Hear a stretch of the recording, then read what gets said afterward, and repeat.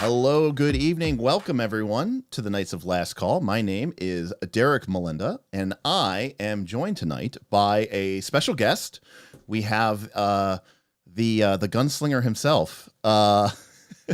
It's Rick from our Patreon. Rick, hey, say hello. Hello, everybody. Hey, good to see you. So, Rick is been a long time huge supporter. If you've come to these live streams, you come to our actual plays, you know Rick.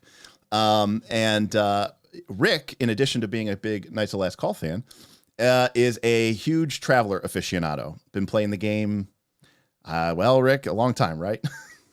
40 years, maybe. Yeah, there you go. Exactly. And we'll get into that. We'll kind of, as we talk about it, but, Traveler's been around. It's one of, if not, in the top couple of oldest RPGs that have been around. And, it's got a laundry list of editions. It's been through a lot of changes and all this other stuff, but we will definitely talk about that. But the idea of bringing on some of our knowledgeable patrons and getting them to share their experiences with games, especially games that I may not be as completely familiar with, it has been a really popular topic for us. So Rick has graciously agreed to join and sort of educate my uninformed ass about the awesomeness of Traveler. And I'm sure we'll disagree on a few things, Rick, because I have taken a look at this book. I read it actually while I was on my cruise, so it's sort of a naval theme. I don't know, maybe, there's things I like, there are things I don't like, and we can talk about some of those things, and we can kind of talk about your experiences with the system, and hopefully for you people at home, give you sort of an overview about what the game brings to the table, literally. What is it good at? Maybe what's it not good at? What kind of play experience should you expect if you get into a Traveler game? And maybe is this the right game for you? So, yeah. So Rick, why don't you talk to us a little bit about, why did you start playing Traveler? How did you even start getting into the game? I guess, let's see, I was around 10 or 11, and my buddies started playing Advanced Dungeons and Dragons, and I started playing a few of those games, but I never really got into the campaign. Wasn't really super hyped on D&D. And one day I was in the local comic book shop, and I see this little black box. It says Traveler, science fiction gaming in the far future. So I check it out, and I'm like, take it home. And I'm like, hey, this is basically Dungeons and Dragons, but in outer space. Yeah. And I was like, this is what I want to play. This is pretty cool. Now, were you a sci-fi fan before that? Were you a Star Wars, Star Trek guy? Yeah, a Star Wars guy, big Star Wars fan. When I was a kid, I probably tore through one science fiction book every week. Oh, okay. I read a lot. I have a giant library of just tons of science fiction books. Yeah. Yeah. And, again, there's a lot of little fun factoids that I kind of have, picked up over the years and stuff like that. But, one of the things I've learned is that there's quite a few, major science fiction authors, major scientific, sci-fi authors, sci-fi shows, which essentially were created by people who were basically playing Traveler. Like I know The Expanse was apparently that was his Traveler campaign. And you're thinking of Joss Whedon with Firefly? No. I'm thinking of whoever did The Expanse, that show. And apparently that was just his. Yeah, was just his. I didn't know that. And I did hear about the Firefly one as well. That Joss Whedon that was his. If you look at having looked through it, you could see Firefly written all over this thing, right? I recently just watched the whole Expanse series, all 5 seasons of it, and many of the action sequences and the scenes look like they were directly lifted, right, like from a Traveler game. Well, it turns out that they were. So apparently, yeah, maybe that makes a lot of sense then. Yeah, and I think that's something we should talk about before we kind of get too much further into Traveler. And again, just sort of an overview for everybody at home. I'm not going to take up Rick's whole evening. Obviously, if you have questions, please feel free to ask them in chat. Tips and super chats we'll try to get to ASAP. Other questions, as you know, when I have a guest on, sometimes I'm not paying as much attention to the chat because I'm paying attention to my guest. But if you want to get your question in there, make sure to use our super chat or our tip functionality. There's a link in the description below for our tips. Again, appreciate any support that you want to throw to us here at the channel. But that being said, tonight, part of it is I just want to get Rick's feelings about Traveler. I want to hear some of his awesome stories. Kind of want to just let us geek out, right, and nerd out about it. But I do want to take you through the major elements of the core rulebook. And I want to show you what the core resolution mechanic of Traveler is. I think it's a little bit old school, and yet it's a little bit new school. I think it's a really interesting, simple, and yet useful, evocative core resolution mechanic. We'll talk about character creation, which is kind of literally a game unto itself in Traveler. A very interesting experience, especially if you're not used to playing anything even, this is very old school in its approach of randomness and literally of you do not know what character you're going to have when you sit down to play a game of Traveler. So it is very much discovering a character rather than creating one. And I think that alone sets the game apart.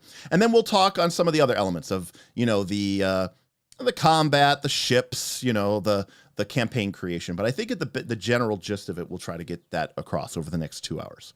So, Rick, we were talking about sci-fi and we were talking about some of these games. I think the one thing that we have to really call out here about Traveler is it is a fairly hard sci-fi game, right? It tries to be as simulationist as it can. I mean, some of the ship combat is a little bit of gamist a bit, but it's about it tries to replicate it as best as it can versus the real, what it would really look like.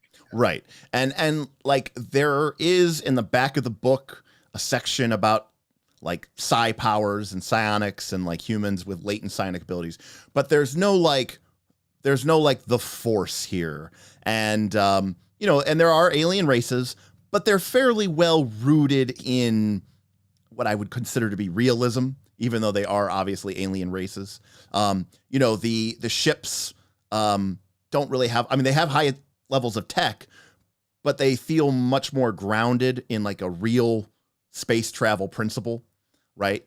Again, if you've seen like Battlestar Galactica, or shows like that, where it's like, yeah, it's in sci-fi, it's in space, but this feels pretty gritty, feels pretty real, it is not like I don't know. I mean, that's interesting. Would you consider this a good system to play Star Wars in?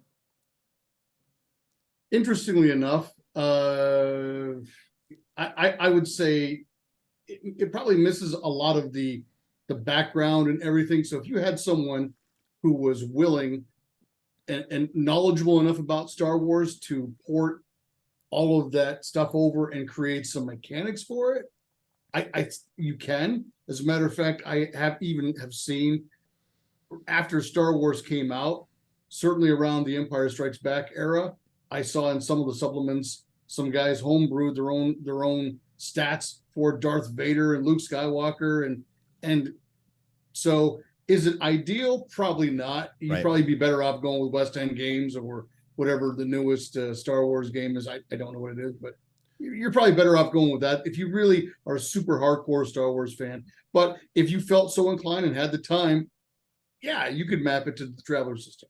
Now, what about the other one? What about the other big property? So, because I just want, for people especially people who do not know this system, that's Star Wars. But what about like Star Trek? You could probably do it, but the whole space hippie, everything's free. Right. Well, there's no conflict. Everybody loves each other. Yeah. It's just Traveler's got that real hardcore, hey, this is a hardcore imperial, capitalist society. Right. I definitely have a note to call out space mortgages and space medical debt, which is literally which is literally covered in this game. Hey, we had a super chat from our friend Damian Williams. He said, I like that Rick is an old school fan, but reps Mongoose over the OG. Okay, I was going to say, actually the Mongoose variant is about 90% of the original version. And I actually use, I kind of hacked together. It's probably 90% original Traveler with some new stuff brought in from Mongoose. I even used some stuff from T5, which is Mark Miller's ultimate version, which is super detailed. I also use elements from Mega Traveler, which is the version in between Traveler, and then there was the new era, and then there was, I think there's a fourth variant, and then T5. Right. So so most of it is the original Traveler. Right. Because we could talk about that, right? Like, obviously, even some of our favorite, even Dungeons and Dragons has been owned and produced essentially by 3 different companies, right? TSR, then Wizards of the Coast, and then technically Hasbro. But Traveler, like a lot of RPGs like Earth Dawn or Legend of the Five Rings, has had several different publishers over the course of its life, right? Like it was GDW was its initial release in the 70s. And I think through probably most of the 80s, right? And at some point, Mongoose got a hold of it. I know they made a D20 version of it, which I'm sure was an abomination. No, I didn't touch the D20 version. I do. Oh, by the way, I do own that version. Oh, I never touched the D20 version. And Mark Miller, though, I believe in all stages of those, like he even licensed out to Steve Jackson's GURPS. There's a variant. There's a variant of Traveler GURPS.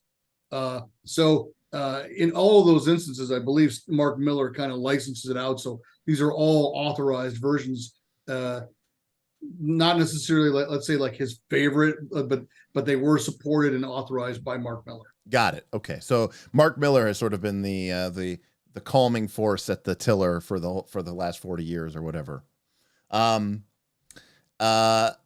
So Traveler. Someone Flint asking question. He said, so what about a movie like Riddick, The Chronicles of Riddick, or Pitch Black, or Fifth Element? I would say yes. I think that those are both very, very I would say Riddick is very Traveler heavy. It's a very kind of, it's not a utopia. It's a gritty world. There's, people've got weapons. Not everything is just like super like, oh, we just use, everything's just a phaser, like, no, like we've got, bullets and energy pistols. It's like, Traveler, I think, occupies that sort of classic sci-fi that we don't, it's that more, some people use the term science fantasy when you talk about something like Star Wars, right? Because you have this idea of the Force. And this is very much to me like science fiction. This is very much in the vein of like, Asimov or, any of those great science fiction authors who wrote about things that might be someday, right? Were not things that could never happen, right? That to me is sort of the definition between science fantasy and science fiction. I put together a quick list just of things that I thought would kind of match with Traveler's feel. Firefly, The Expanse. I think you mentioned Battlestar Galactica. Aliens, absolutely for sure. Yep. There's a movie with Sean Connery called Outland. If you haven't watched it, that is straight up Traveler. He's a space marshal. He goes out to clean up some drugs on a mining planet, and he has a showdown with some assassins that get hired by the corporate rep there. Right. And it is a fantastic movie. So if you haven't watched it, it's kind of a B budget, B movie, but it's called Outland with Sean Connery. Buck Rogers, sure. The Dumarest series. It's not a very well known series of books, but Mark Miller cited the Dumarest series, and there's like 30 of them. Foundation, right? Absolutely, right. And then Starship Troopers comes to mind. Yeah, so that's another big one. I definitely noticed. I mean, we could talk about a million different things, and we will. There's I don't know how to say this. There's a slight military bend to Traveler, in the sense that there's a lot of weapons and there's a lot of like gear and there's a lot of like I think military sci-fi is probably really easily done in Traveler. Military sci-fi tends to be pretty gritty and realistic, kind of a hard sci-fi. And you mentioned Aliens, you mentioned Starship Troopers, and I could see with the kind of wealth of material that you have in the book. And you also talked about that, right? I don't want to say it's dystopian. It's not like Warhammer 40K, but it is you know, it's a universe full of conflict with, you know, inequality and social class warfare and money and debt. And, you know, there's a lot of the same problems that we have today, just expanded to a universal scope, or at least a galactic scope, right? Yep. And you know, there you can play all of the various, and I'm kind of just streaming through here my book here, but you can play all of the standardized science fiction tropes. Like if you want to run a campaign for Traveler and just do like, you know, hey, we're going to explore stuff. You can run an explorer campaign. I think they've got like the Great Rift campaign for that. If you want to run a military campaign, I know I was on the streams with Matthew Sprang, who's the CEO for Mongoose, a couple weeks ago when they had the Mayday Traveler con. He said they're coming out with a naval source book. So if you want to run like, you know, if you want to have a couple of characters that are basically online on a ship of the line and run a naval campaign, you can do that. I mean, yeah, I think I read in the back of the book that there's an expansion book that you can get that allows you to, you know, there's kind of an implication that a Traveler party is kind of a bunch of ne'er-do-wells, scoundrels, but there's one where you could be like the bridge crew. Is that? High Guard. Yeah. And like, you're like part of like the, you know, the Great Imperial Fleet or whatever it is, you know, like, so it's kind of interesting how it can kind of do all of those different things. We had a couple super chats here. Damien says, right, it's hard sci-fi, not space opera. And I would kind of agree with that, right? Space opera. That's not saying that a Traveler character can't be can't be a hero, but I think you would agree, Rick. Traveler characters are not superheroes. No, they are just regular people trying to pay their space mortgage and try to pay their space medical bills, all the meanwhile having to take some shit jobs to put fuel in their ship. And right. You know, they got to pay the bills, and they you know, it's kind of like the A-Team, only not as fun. Right. People actually get shot and killed. You know, it's you know, I can't remember who said it, but someone said drama is what happens when you take ordinary people and you place them in extraordinary circumstances. And so, you know, it's definitely the case that these characters, these are a far cry from, you know, your D&D 5th edition or your Pathfinder 2nd edition characters. They are relatively ordinary people with potentially very mundane backgrounds. Like, it's very possible that your character is, you know, was a lawyer, you know, before shit happened, and now he finds himself stowed away on some cruiser, you know, trying to survive because, you know, somebody's have to kill him and he's got to run away. And it's like, okay, that's my character's like beginning. You're not like some ultimate badass that's just gonna, you know, kick ass and take names every single time. Semyonovich actually is explaining the adventure I just had last week with Andrew and Dennis and Ryan across the bright face. Oh, okay. Across the bright face. That's awesome. Yeah. Simonovich said, I can't believe that like the day after I joined the Patreon, you're covering one of my favorite systems. Yeah, good timing. Yeah, absolutely. Good timing. Also, you know, I saw somebody said that, Flint, by the way, Flint Fireforce said that he loves Outland. So at least someone knows about that. Fantastic movie. Yeah, someone had asked, what about, you know, could it do Firefly? And I think you probably missed the beginning. I think it was Lug, but you might have missed in the beginning. Oh, there it is. Yeah. Is the feel of the game closer to Firefly, the TV show? We talked about this at the beginning, Lug. Joss Whedon created Firefly based off of a Traveler game that he had been running for, you know, his own personal group, and saw, you know, probably ended up with a bunch of ne'er-do-wells in space. He threw in a little Western motif to it, and before you know it, you end up with Firefly, and then decided to sort of make that into a TV show, which is arguably the best television show of all time. At least I think so. I do love me some Firefly. All right. So, Traveler, the rules. So, Rick, I'm going to flip to page... we're going to get to character creation here in a second.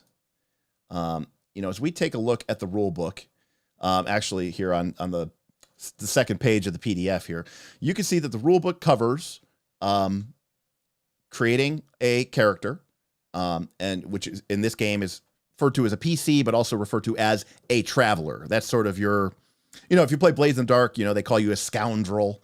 Here they call you a traveler. You can see here it's 50 pages to create a character. Character creation is kind of its own cool thing. We'll get to that in a second.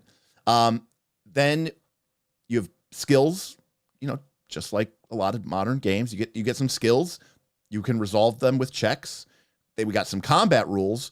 Interestingly, you can see here the combat rules are only 7 pages long. Right? So, we're used to our modern, D20 games where it's like, oh, half the book is combat rules. Not so.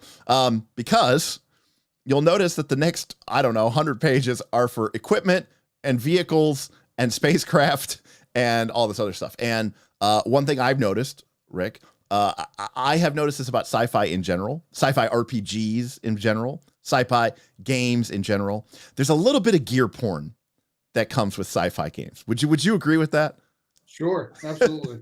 Like, if you're not the kind of person who's going to geek out because you just added in a new shield reflex moderator to your kitted out, Carillion Corvette or whatever, you losing some of the charm of this, right? Like, you mentioned before, Rick, this is a simulationist game, right? Like, there's a grittiness to it, a hardness to it, and you really are trying to, to have it, you have to have it. Here's the weapon. Here's what it does. Here's this piece of equipment. Here's what it does. So I want to cut ahead first to skills and tasks. For those of you following along at home, this is PDF page 59. So Rick, why don't you talk to us? What is the basic mechanic for Traveler? So in Traveler, almost everything is adjudicated by a 2d6 roll. It's an 8 and higher. The modifiers are based on your skill level in whatever skill you're trying to do, whether that's trying to shoot a rifle or whether it's trying to hack a computer, pilot a starship, whatever. You roll 8 or higher, you succeed. Now the GM or the referee can, based on the difficulty level, say, hey, you're trying to land your spaceship in a huge crosswind and there's a massive ice storm. I'm going to have to make the difficulty level 10 or higher. Got it. Okay.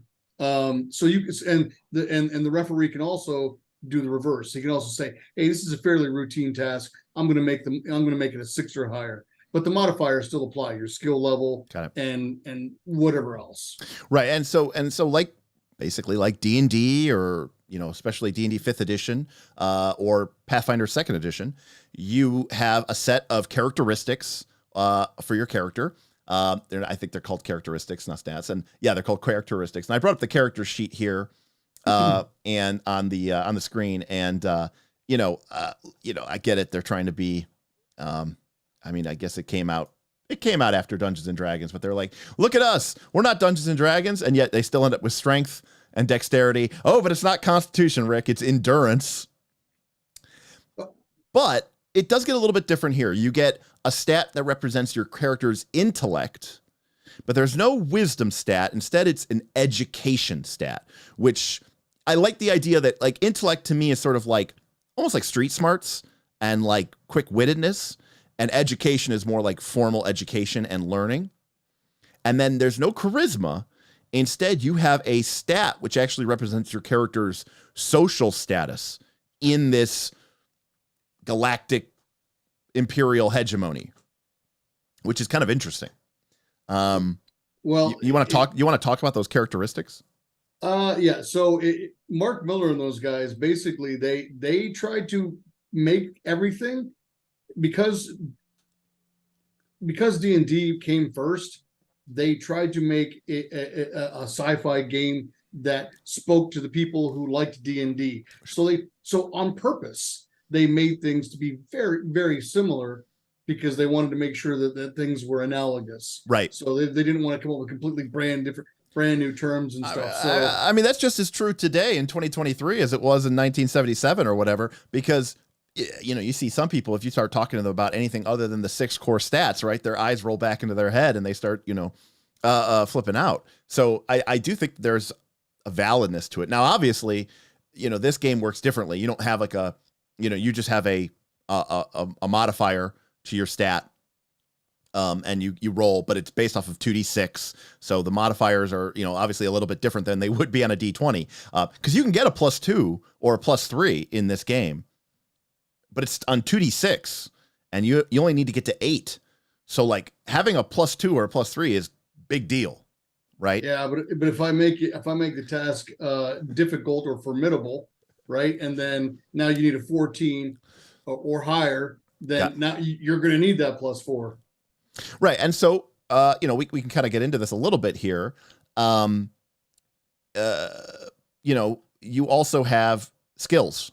And there's a pretty lengthy list of skills in the game.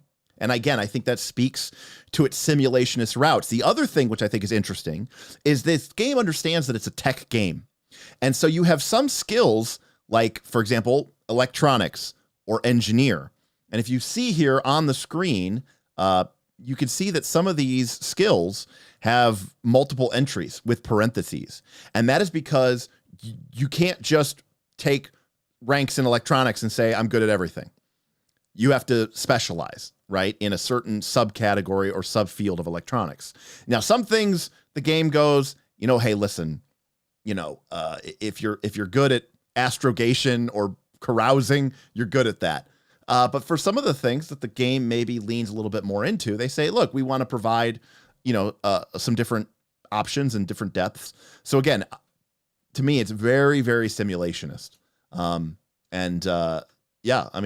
think it's a pretty simple system, right? If you have +1 from your engineering and the GM lets you add, let's say, your intellect or your education to a check, which might be +1 or +2, your total for that roll is +3, and then you roll. Because the skills, correct me if I'm wrong, they do not map to an exact characteristic, right?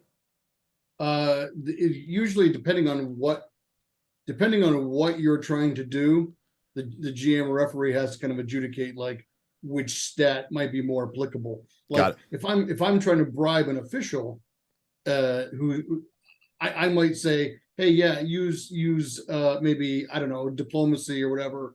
But then I'm also going to give you your social status because you happen to be the Archduke of this subsector. So it's going to carry some extra heavy weight that, Right.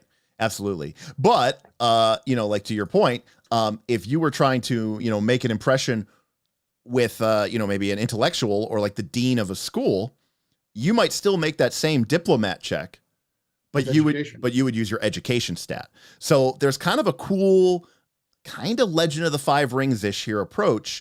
I honestly wish modern D20 games did this better, where the idea is I might make an athletics check, but it's probably unlikely that I would use my education or my social stat, but I could easily imagine a situation where I'm making an athletics check using strength, an athletics check using dex, an athletics check using endurance, right? These all make sense for the context that we're doing it in. And I just think I think that's so smart. If the GM and the player can kind of agree on what they're trying to do, and the ref says, hey, I think this is applicable. I mean, like I was in a game, I was playing in a game, and my friend Greg, who was GMing, I was like, hey, I want to jump across this table and I want to shoot at this guy. He's like, all right, give me an athletics check and add in your dex, and I made it, and then I also had to do a called shot. And so, so we just added that all together between the two of us. We figured out what the character wanted to do, what we wanted to do, and we adjudicated it. Now, there is a rule in here, which you say you don't like, I believe. And by the way, here, as I scroll in, you can see here the task difficulties. And again, they give you some great examples of how to set the DC. Like Rick said, the difficult task, or the average task, is that difficulty level of 8, right? And I think that the idea here is that's your baseline, right? This is where you should start at 8. But it talks about how you might go 6 or 4, or even all the way down to 2, where it even starts to speak about the fact that if you're at this level, you probably don't even need to roll at all because you're pretty much guaranteed a success. But you can also get more difficult than average. You can become a difficult task, very difficult task, formidable tasks, all the way up to a level of 14. And again, if you're thinking about the way 2d6 work, okay, to get a higher number, it becomes really, really hard. So like these things it isn't a straight linear curve, right? It's a bell curve because it's 2d6. So, the difference between, very difficult and formidable is pretty extreme. I mean, now you could also do things too. Like, let's say, I think last week I was running an adventure and we said, hey, if we got two people trying to work on this task, I'm like, you know what? I'll let you add both of your, I don't know, electronic skills to this role because they got two people working on it, and so it gave them a cumulative effect. Got it. So the referee has some leniency in doing that as well. Right. Now, there's a rule here on the page. This is page 62 of the PDF in the book. Boon and Bane. And you said you do not like these, but it's an optional rule. All I right. mean, I just don't. It never appeared in the original Classic Traveler, so this is one of those instances of a mongoose rule. I just don't use. So this Boon and Bane actually is a common thing that you're seeing now more and more in Powered by the Apocalypse games. Because by the way, there's an obvious sort of similarity here between Traveler and Powered by the Apocalypse, right? Traveler's rolling 2d6, Powered by the Apocalypse is rolling 2d6. And one of the things that has come more common in modern day Powered by the Apocalypse games is they basically have taken the concept of advantage and disadvantage from 5th edition, but they've applied it to 2 dice 6, which is to say, if you have advantage, or in Traveler, a boon, you get to roll 3 dice, 3 6-sided dice, and take the highest 2. And if you have a bane, you roll 3 dice and you drop the highest die. So this has the net effect of sort of, obviously giving you a bonus in the dice that isn't necessarily reflected as a bonus to your, stats or your score. It's more. I usually just kind of, instead of utilizing the Boon and Bane, I just say like, hey, maybe you're utilizing like, very high level tech tools, and you're trying to repair something that's a very low tech thing. I might just say, hey, you know what? I'm going to give you a +1 or +2, guys, because of that. So I kind of do the same mechanism. It's just not using the right. extra die. I just use 2 die, and I say I'll nudge it up 1 or down, or up 1 or down 1 based on whatever's going on. Yeah, I mean, fundamentally, obviously there's the fun and craziness of rolling the die, but fundamentally that accomplishes the same goal. And in fact, if you're familiar with 3rd edition D&D, there was this idea, they called it I think it was called the DM's best friend, which was the idea of, if you have a task and it's particularly hard, increase the DC by 2. If it's particularly easy, decrease the DC by 2. On the other hand, if the player has some sort of advantage, give them a +2 bonus to their roll. If the player is at some sort of disadvantage, give them a -2 to their roll. So, I mean, fundamentally, I think what you can really do here, and again, we're talking simulationism here, is you could do a pretty good job of mapping out, hey, what is the inherent difficulty of this task? Baseline 8 could go as high as 16, could go as low as 2. Secondly, what are your skills? How are you approaching this? What characteristics would apply for this situation? And then, is there something unique that you're bringing to the situation that makes it harder or more difficult? If someone was making an electronics check to repair a hyperdrive or something, or an engineering check to repair a jump drive, but they were hanging upside down and the room was on fire, doing that isn't necessarily more harder, but you might get a penalty to your roll because that's pretty tough situation to be in. So this is what surprised me the most, Rick, as I read through this book. It was this effect results table, which I was very surprised to see here. And I don't know if this is new to the Traveler world. It's an optional thing that was introduced in with Mongoose. The Classic Traveler never had it. Got it. So this is modern day indie game tech making its way into Traveler. But what we have here is basically success, partial success, and failure. You could see here that if you roll really far below, by the way, it's not just if you roll a 2 on your 2d6, it's if you roll 6 or lower. So this is very similar to Pathfinder 2, right? Your sort of -10 +10 crit rule. Well, the same thing's true here. If you get 6 under what you were trying to score, then that is an exceptional failure, which we would probably call a critical failure in Pathfinder 2nd Edition. And a 6 or more gives you an exceptional success. So pretty much like a critical success. But what's really interesting in here, and obviously if you get 1 to 5 over, or if you get 2 to 5 under, you fail or you succeed. But what's really interesting is the stuff here in the middle. And the idea here is that if you just hit the DC, so if the DC was 8 and you got an 8, then you succeeded by 0. And so you succeed, but it says you have barely succeeded and may have to accept a condition on their success. You fix the engine, but it will overheat. They find your buyer for your goods, but the buyer is an unworthy criminal. This really excites me. I know you said it's optional, but I kind of use this like, so in a game, I think last week or maybe 2 weeks ago, I had the guys do like a recon check, and like, oh, you spot somebody off in the distance. A marginal success would be like, I spotted someone in the distance. An exceptional success is, hey, yeah, you spotted someone in the distance and it looks like they're carrying a rifle and some survival gear, and it looks like they're from this faction, right? So I kind of use it, but it's just based on the scenario. I don't always use it. Right. Well, I would, because I think it's awesome.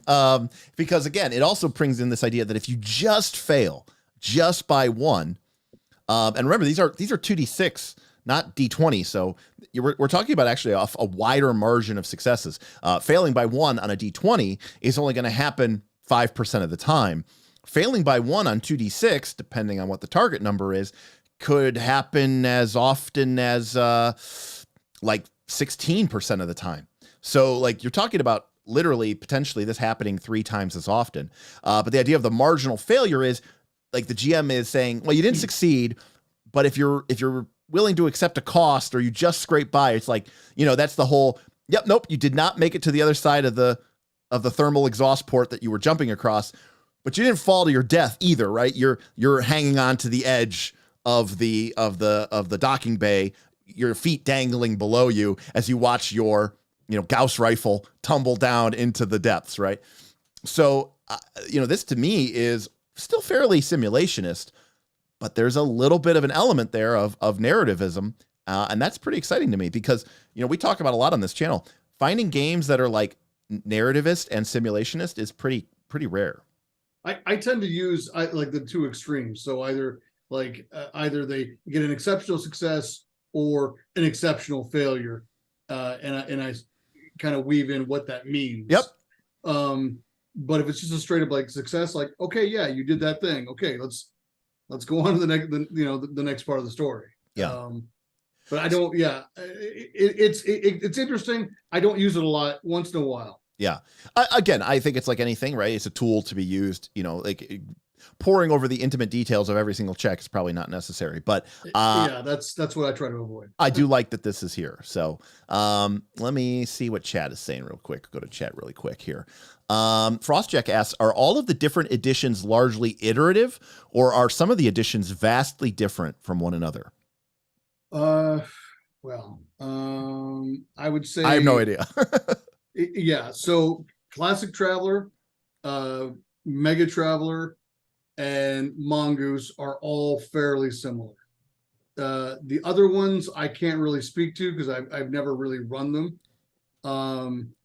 Mega Traveler is a little bit kind of like Pathfinder 1E. It was very heavily simulationist in the sense that not only did the weapons did you rate weapons versus armor, but you had to actually like calculate the penetration at various ranges. So I kind of for me personally, I love Mega Traveler, but it is a very crunchy, ultra crunchy. It's almost like it's like taking BattleTech and applying it to Traveler, right? Like if with the it just go ahead. Sorry. No, I was saying like, where it's like, oh yeah, in BattleTech, which is, the game with mechs, like if you shoot a pod of 20 missiles, you have to roll randomly on a hit chart to see where each missile lands on the target and then roll the damage. And then you have to roll, see if it penetrates the armor. And if it penetrates the armor, you have to see if are there ammo magazines in that part of the mech. And then you got to check to see if the ammo magazines cause internal explosions. There's a whole thing.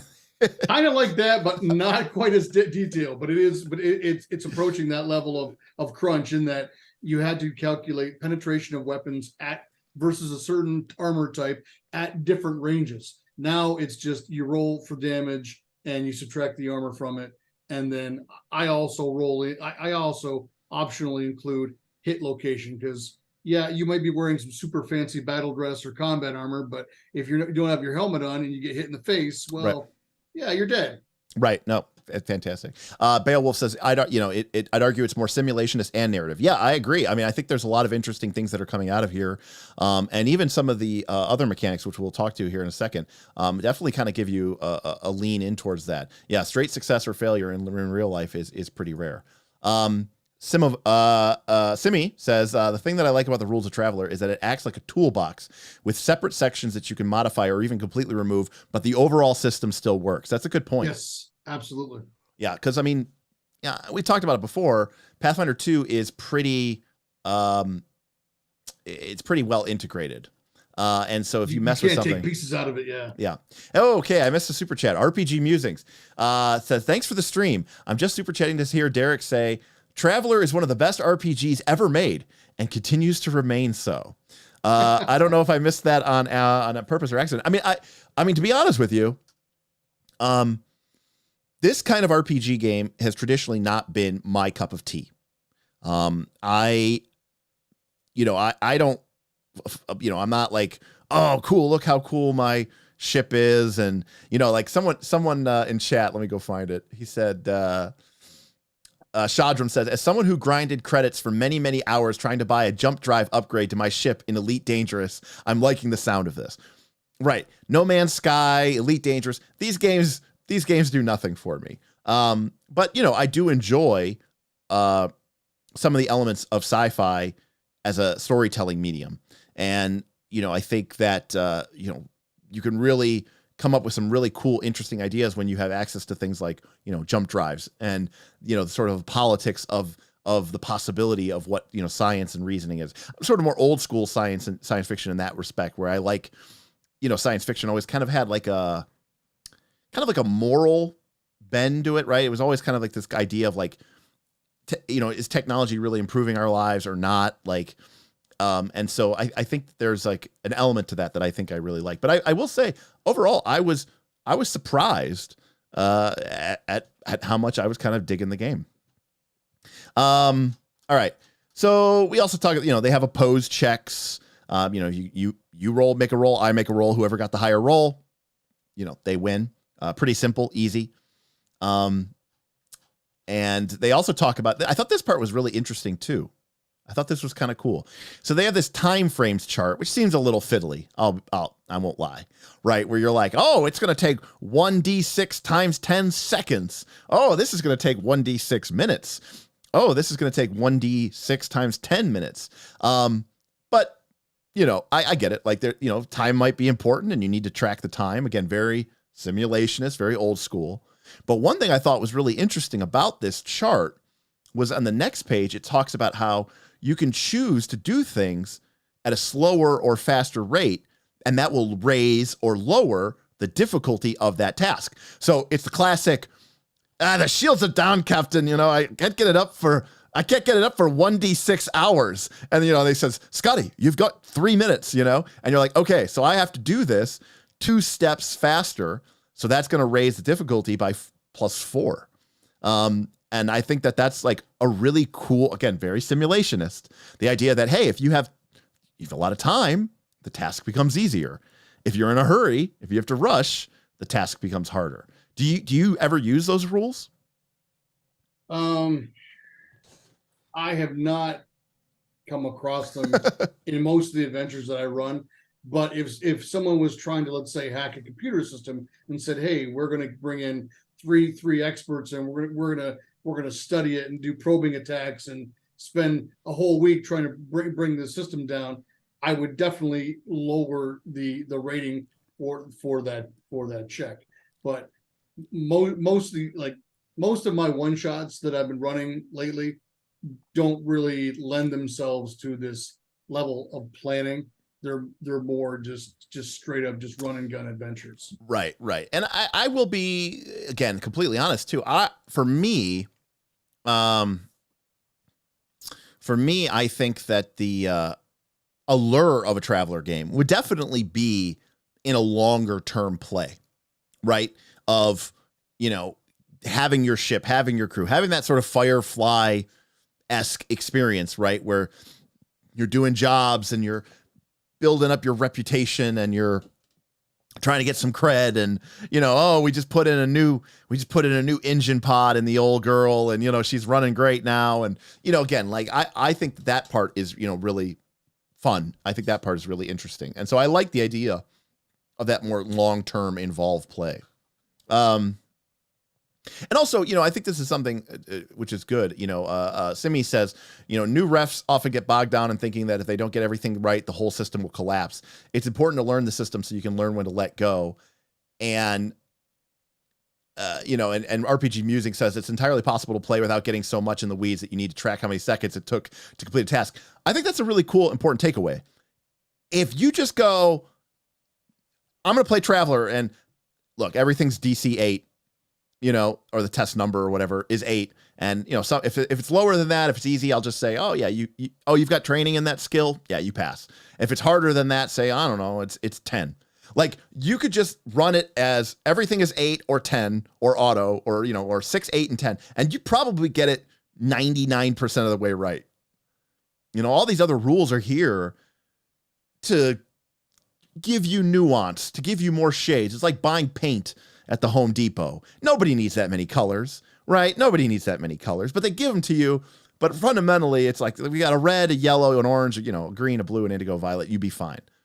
And that's not always the case, right? Like we know that a game like Pathfinder 2nd Edition, the rules are the rules, and you kind of need to know them, and you can't choose to just ignore them. Beowulf's asking, are there other setting books for Traveler that don't have the furries? The two, I think I saw one of the comments earlier. He's talking about the Vargur and the Aslan. Yeah. So let's be clear about something. This is Derek speaking here. Let me be clear about something here. I'm going to scroll here to the races section. Because I'll be honest with you, this is something that always used to take me off about this. The wolf people look stupid. I can accept the cat people, right? The fact that they're called Aslan, which is kind of funny, Chronicles of Narnia lion. But the wolf people, come on, what's with the wolf people? The wolf people are actually genetically engineered dogs from Terra. All right, well, at least that explains it. That's why they look like dogs. I think it's probably easy to assume. Is your Traveler game like completely foobar if you just have only humans? No, not at all. Okay. You could so yeah. So to answer Beowulf's question, is there a setting? Yeah, sure. You could just say, I'm going to have an all human empire, like I don't know, whatever you want, like the Expanse, and just but it's like that, but the whole galaxy. Sure. Yeah, right. Run your campaign like that. So to be clear, for those of you at home watching, this race, okay, I can accept it.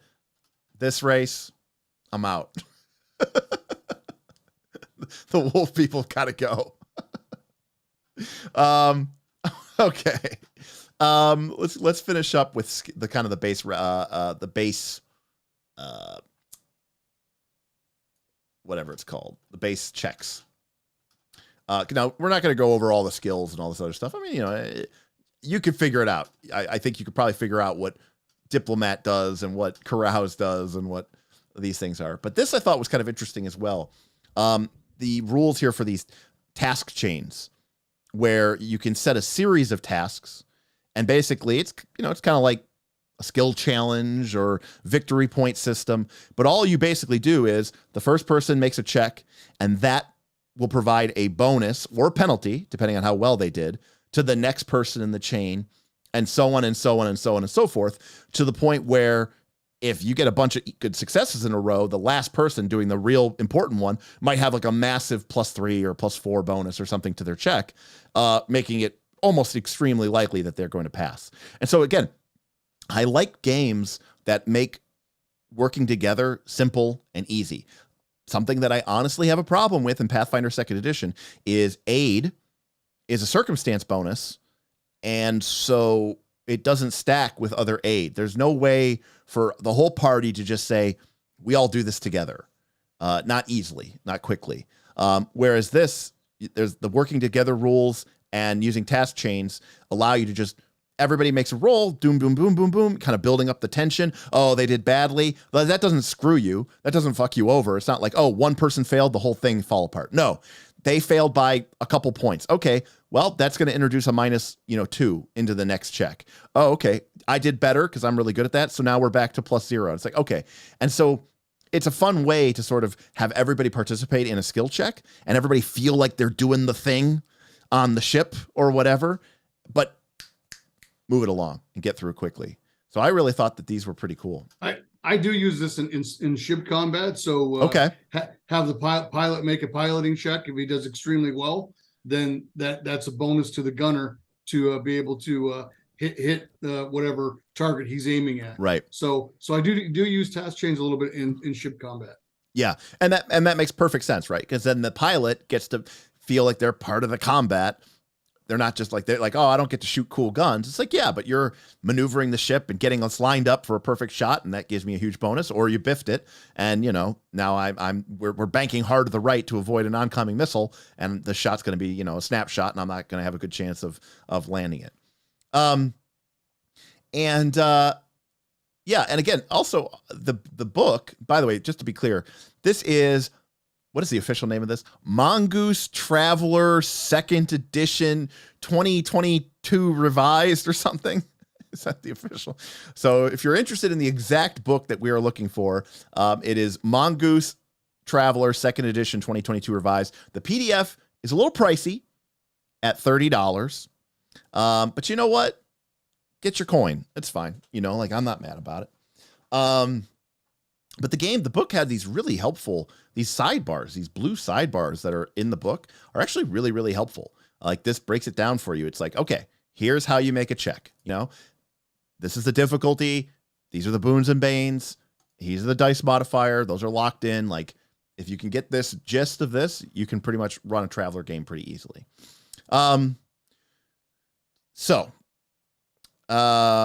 Let's talk about character creation, because now we know a little bit about how the game works. We can talk about character creation. Hey, we got a tip from Jason B.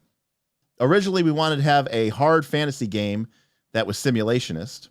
I turned off the speech. Sorry. Whenever I have a guest on, I've decided to turn speech.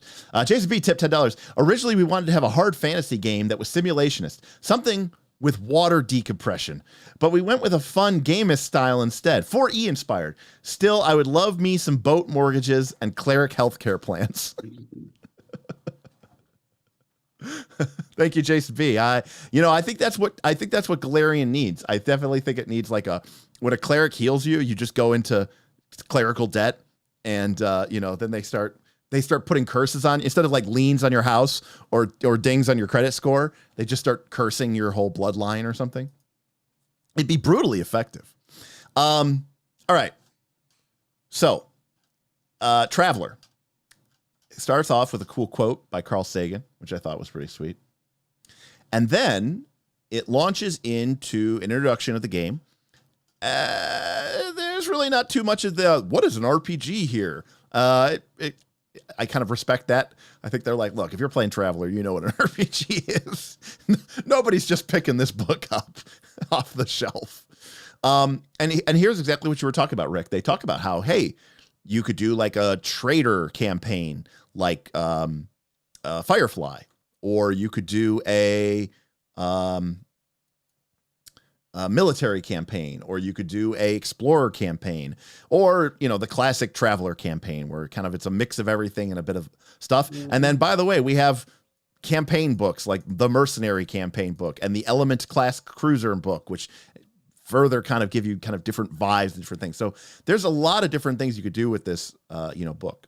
And again, you can do all of the standard scientific tropes. You want to explore explore, alien ruins, you can do that. You want to do, be a smuggler, work for Jabba the Hutt, you can do that. Right. Whatever you want to do, it's doable. I'm curious, what is your preferred style of game to run? Like as the ref, right? As the game master.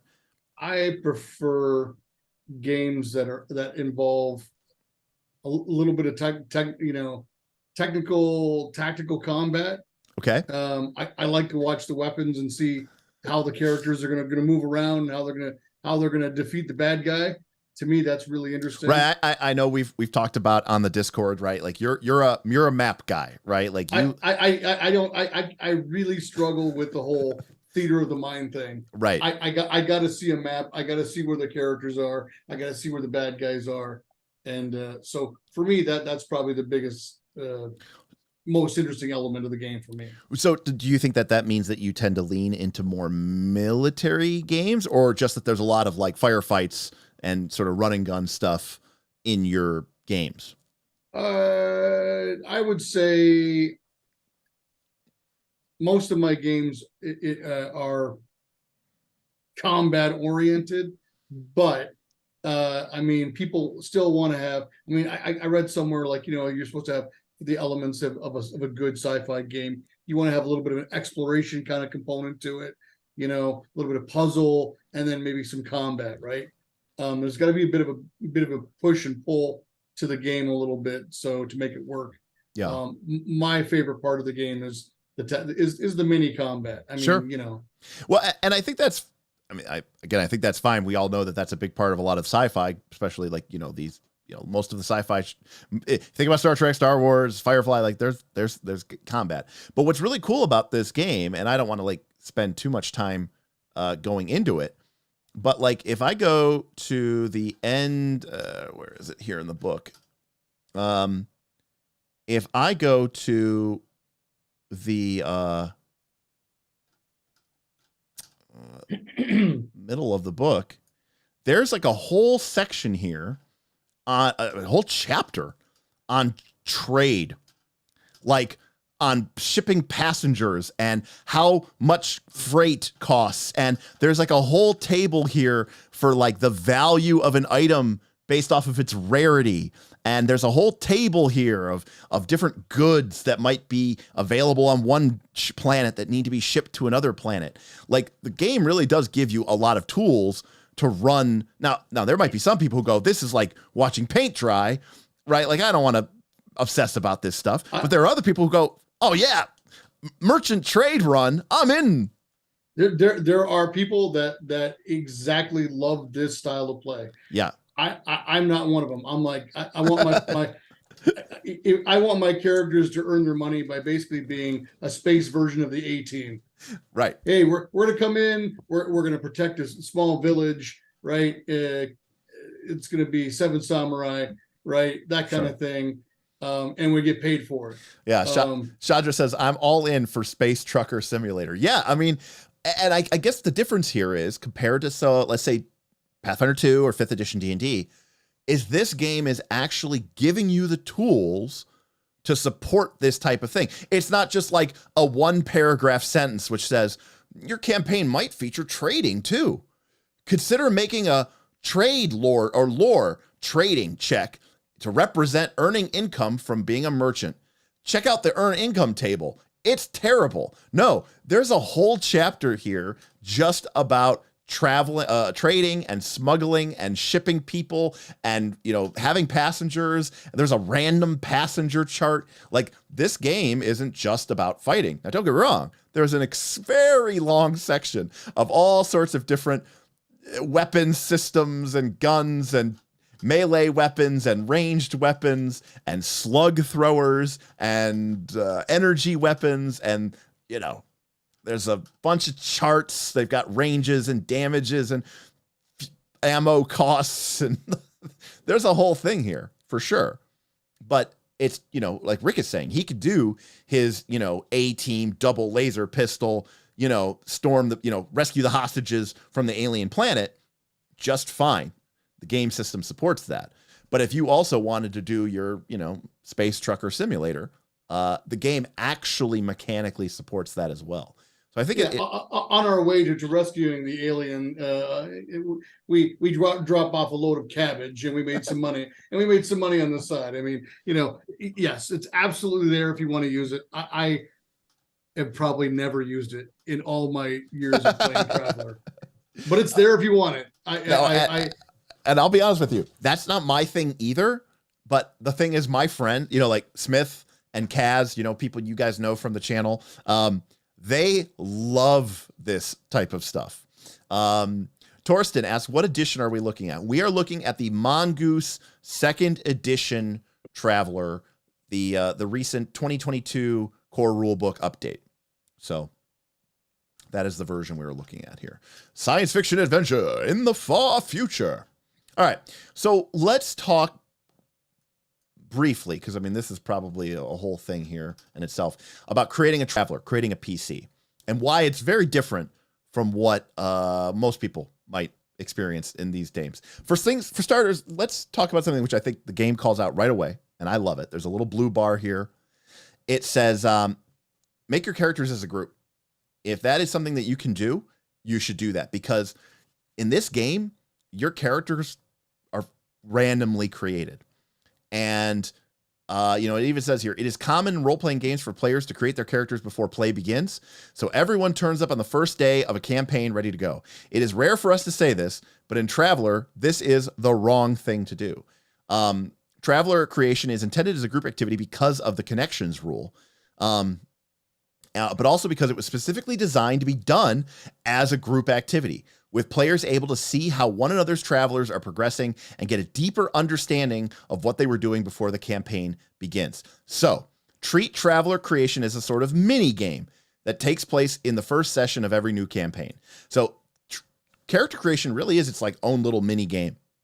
I bet you there's a lot of people who are like, yeah, making characters in Traveler is like one of my favorite parts. All right, so for starters, we know we have 6 ability scores. If we take a look at our character sheet, we can see that we have strength, dexterity, endurance, intellect, education, and social. Do we just get those? Nope.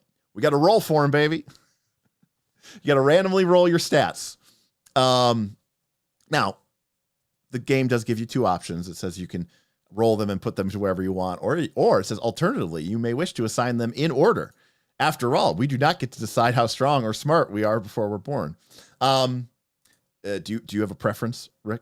We actually just had a session 0 for the guys about a month ago, and I let them roll, and then I said assign whatever you want to, however you want to build. Like if you want to build a military guy, I think Ryan wanted to build a kind of a science guy, right?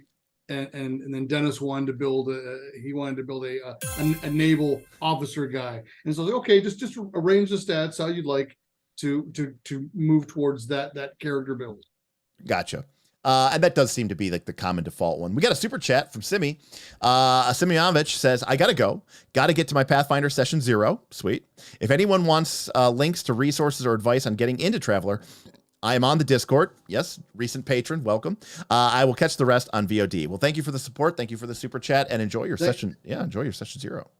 Yeah, thanks for joining. Now, Flint asked, I heard in earlier editions your characters could have died during character creation. Is that still a thing? Yes, it is. It can be.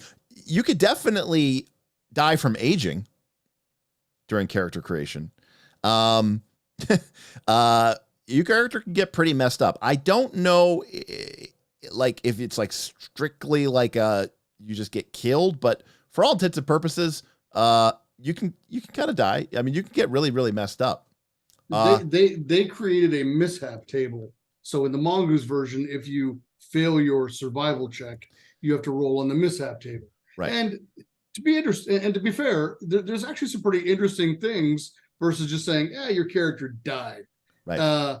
I mean, we always say on this channel, right? Death is sometimes like the least interesting thing that you could do, right? Neural Answer says, yeah, it's an optional rule now. So, like, yeah, I think they've taken away some of that capriciousness. That being said, if what during your character creation, if you go into a career and you have to make a survival check and you fail and you have to roll on this mishap table, it could be pretty nasty for you. So something to definitely consider. All right, so and I did see someone said, "Hey, we should make a character," but I don't think we have the exact time for that. So Takes a while. just bear with us. So you're gonna roll 2d6, and that's going to generate your score. So you're going to have scores from 2 to 12, 7 being the average, which is of course a +0. So just like a D&D, just like a Pathfinder 2, just a little bit of a different scale. But your character might get some -1s. Your character might get some +1s or +2s. There's no real benefit or anything like that for that. Then you get background skills. And this is the idea that, by the way, like Traveler, every character starts their journey at 18 years old. So the first thing you do is decide, like, what skills did you acquire in your homeland or in your home world or in your upbringing. You get a number of skills equal to 3 plus your education modifier. So the character with a higher education modifier is going to have more of these background skills. Now they start at 0, and that's just because in this game, if you're 0, doesn't give you a bonus to the die, but the game considers you to be sort of trained in that skill, which matters for some of the checks. So you kind of get this pretty wide background set of skills, especially if you're educated. But this is where, so right now it's like, okay, we rolled a random ability scores, but we used to do that. And then we got some background skills that we pick. Skills pretty common. But at this point, this is where things get a little bit different. So what happens when we're 18 years old, Rick? Well, based on your education modifier, you can select those background skills, and then you have a choice. You can either, you can do one of 3 things. Yeah. Walk me through it. You can go either into university, like we do here, right? In our universe. Well, it is same universe, I guess. Or you can go to military school, and you do 4 years in a military school. Like West Point or something. Sure. And then when you graduate, you basically become a second lieutenant, in whatever branch you want to go into. So it's a little bit like the game of life, right? Like do you go to college or do you start your career? Because the game now progresses in a series of, I think they're 4 years. Yeah, 4-year terms. Yeah, 4-year terms. And basically it's like, what did you do at 18? Okay. Did you go to college? Did you go to the military academy? Or did you decide to go, or maybe you failed to get into college, and so you were forced to, start a job as a menial labor in a minor camp. You'll do that for 4 years, and then now your character is 22, and you can do another career and another 4 years. It could be the same one. It could be a different one. And your character will keep making these choices as they go through the process. But you got to be careful, because if you start to get too old, your character will start to age, right? You'll start to lose some endurance. You'll lose some strength. So you could be this really veteran person, but there's sort of a sweet spot. And also too, some of the careers can be pretty dangerous. The average character age when they muster out is about 34. Right. And I think that's really interesting, right? I don't want to hesitate to say this, but I feel like this is like a game for adults. It's this idea that your character has some meat on their bones. It's very rare that you're going to have a character that's, pretty young, right? Yeah, I mean, you can. I've seen certain variants of it where there's a variant where you can actually play out being in a military college. Got it. So anyway, so the 3 things you can do, and I think you kind of already hit them, is military college, university, or I don't want to go do school. I want to go be a belter. I want to go work in the mines or some planet, asteroid, and go mine ore or something, or whatever it is, right? So you have those 3 choices. And, and here's the professions that you're showing right here. Yeah, exactly. So when you choose to go into the next phase of your character's career, and again, I talk about all the time about background, and background's cool and all, but I like it a lot more when a background is something that the players share with each other. And one of the things about this background process, you can see here, your character might have started off as a law enforcement agent, but then maybe, they became dissatisfied with working for a corrupt, government. And so they became like a merchant marine, or they became a mercenary. And then they spent some time as a thief because money was tight. And, you could see this progress. But the people, you're not doing this alone on some path builder site. You're doing this with people at the table. And more importantly, none of this is, you're not just picking this because it sounds cool. You have to make checks in order to try to get into these careers. And if you fail this check, you have to basically be kind of an unemployed vagrant for a while, I think is the general gist of it. And there's consequence, like your character is not going to turn out the way that you thought it was going to turn out. And I just think that's so awesome. I saw somebody here in the chat also had mentioned that indeed one of the mishaps, you can be sent to prison, and you can do a 4-year term in prison. Yeah, and you can pick up streetwise gambling carouse. Yeah, it's brawling skills. I mean, so yeah, absolutely. And like the other thing here, which I think is really, really interesting here it is this sidebar here called the connections rule, and it says.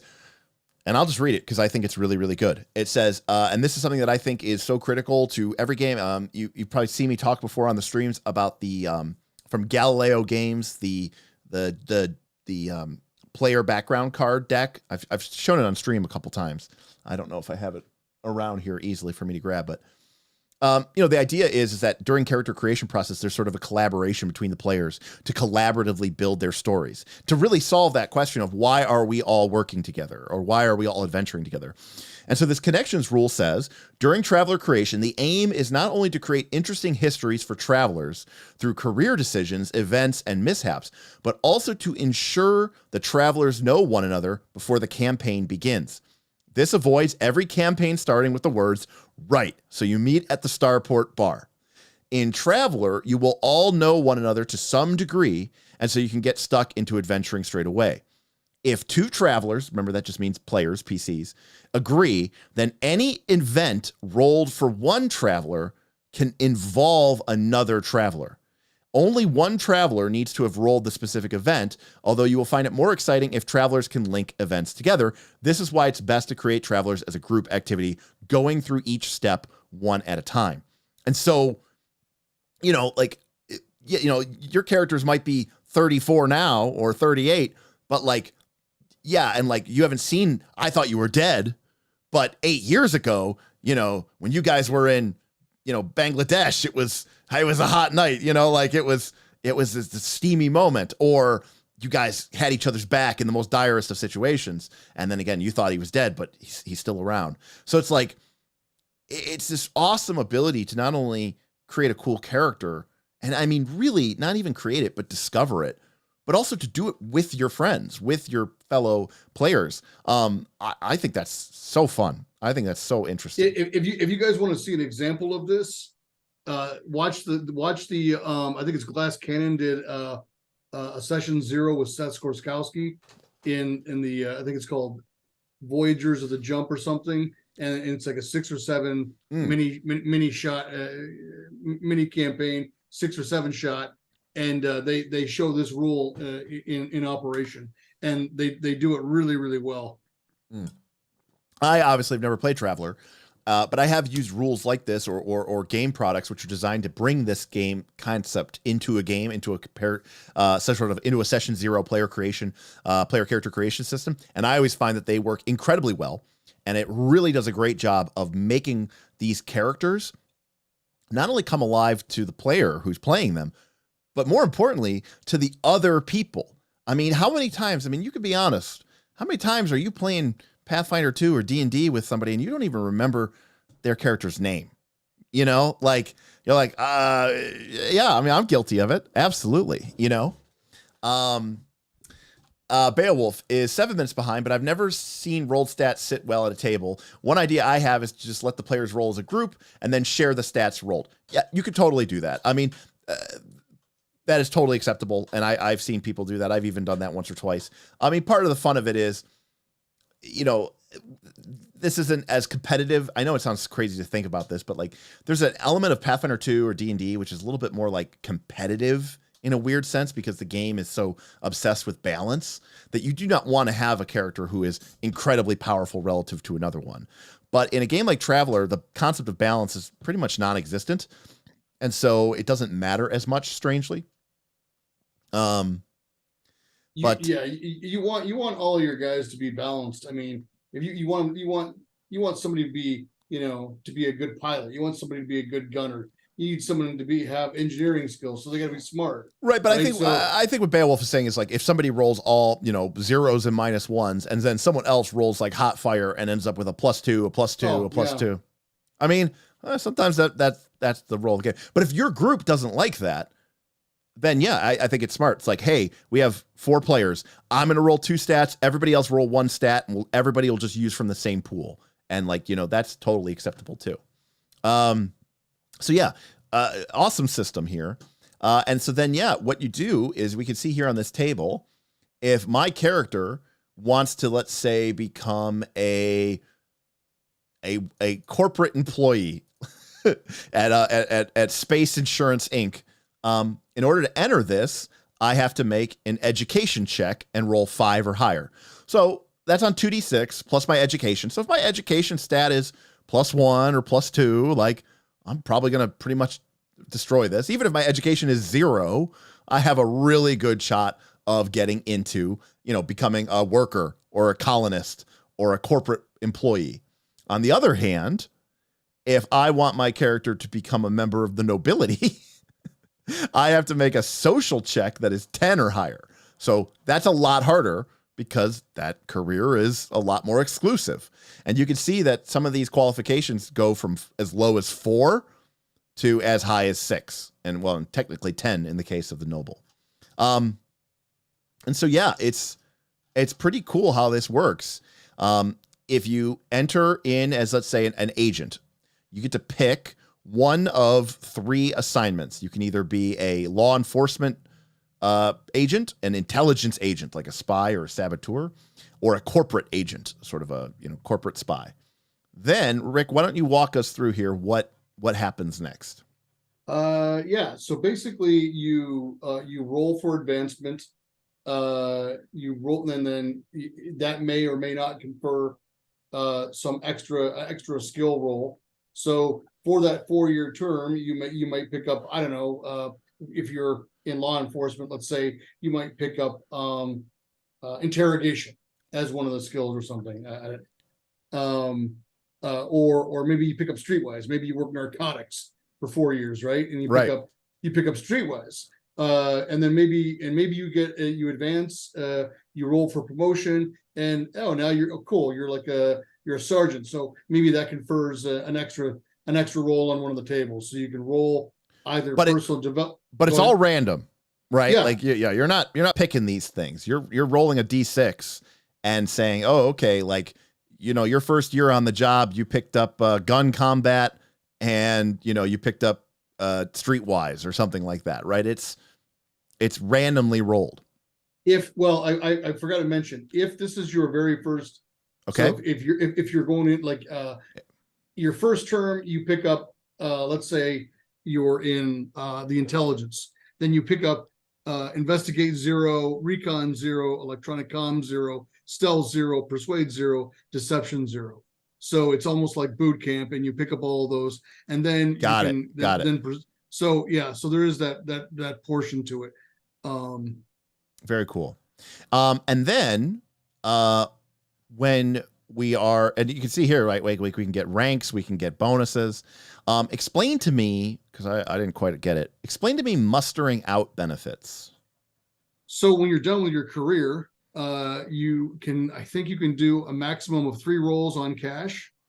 And the number of rolls are basically the number of terms. If you're a high rank, I think you get conferred an extra roll.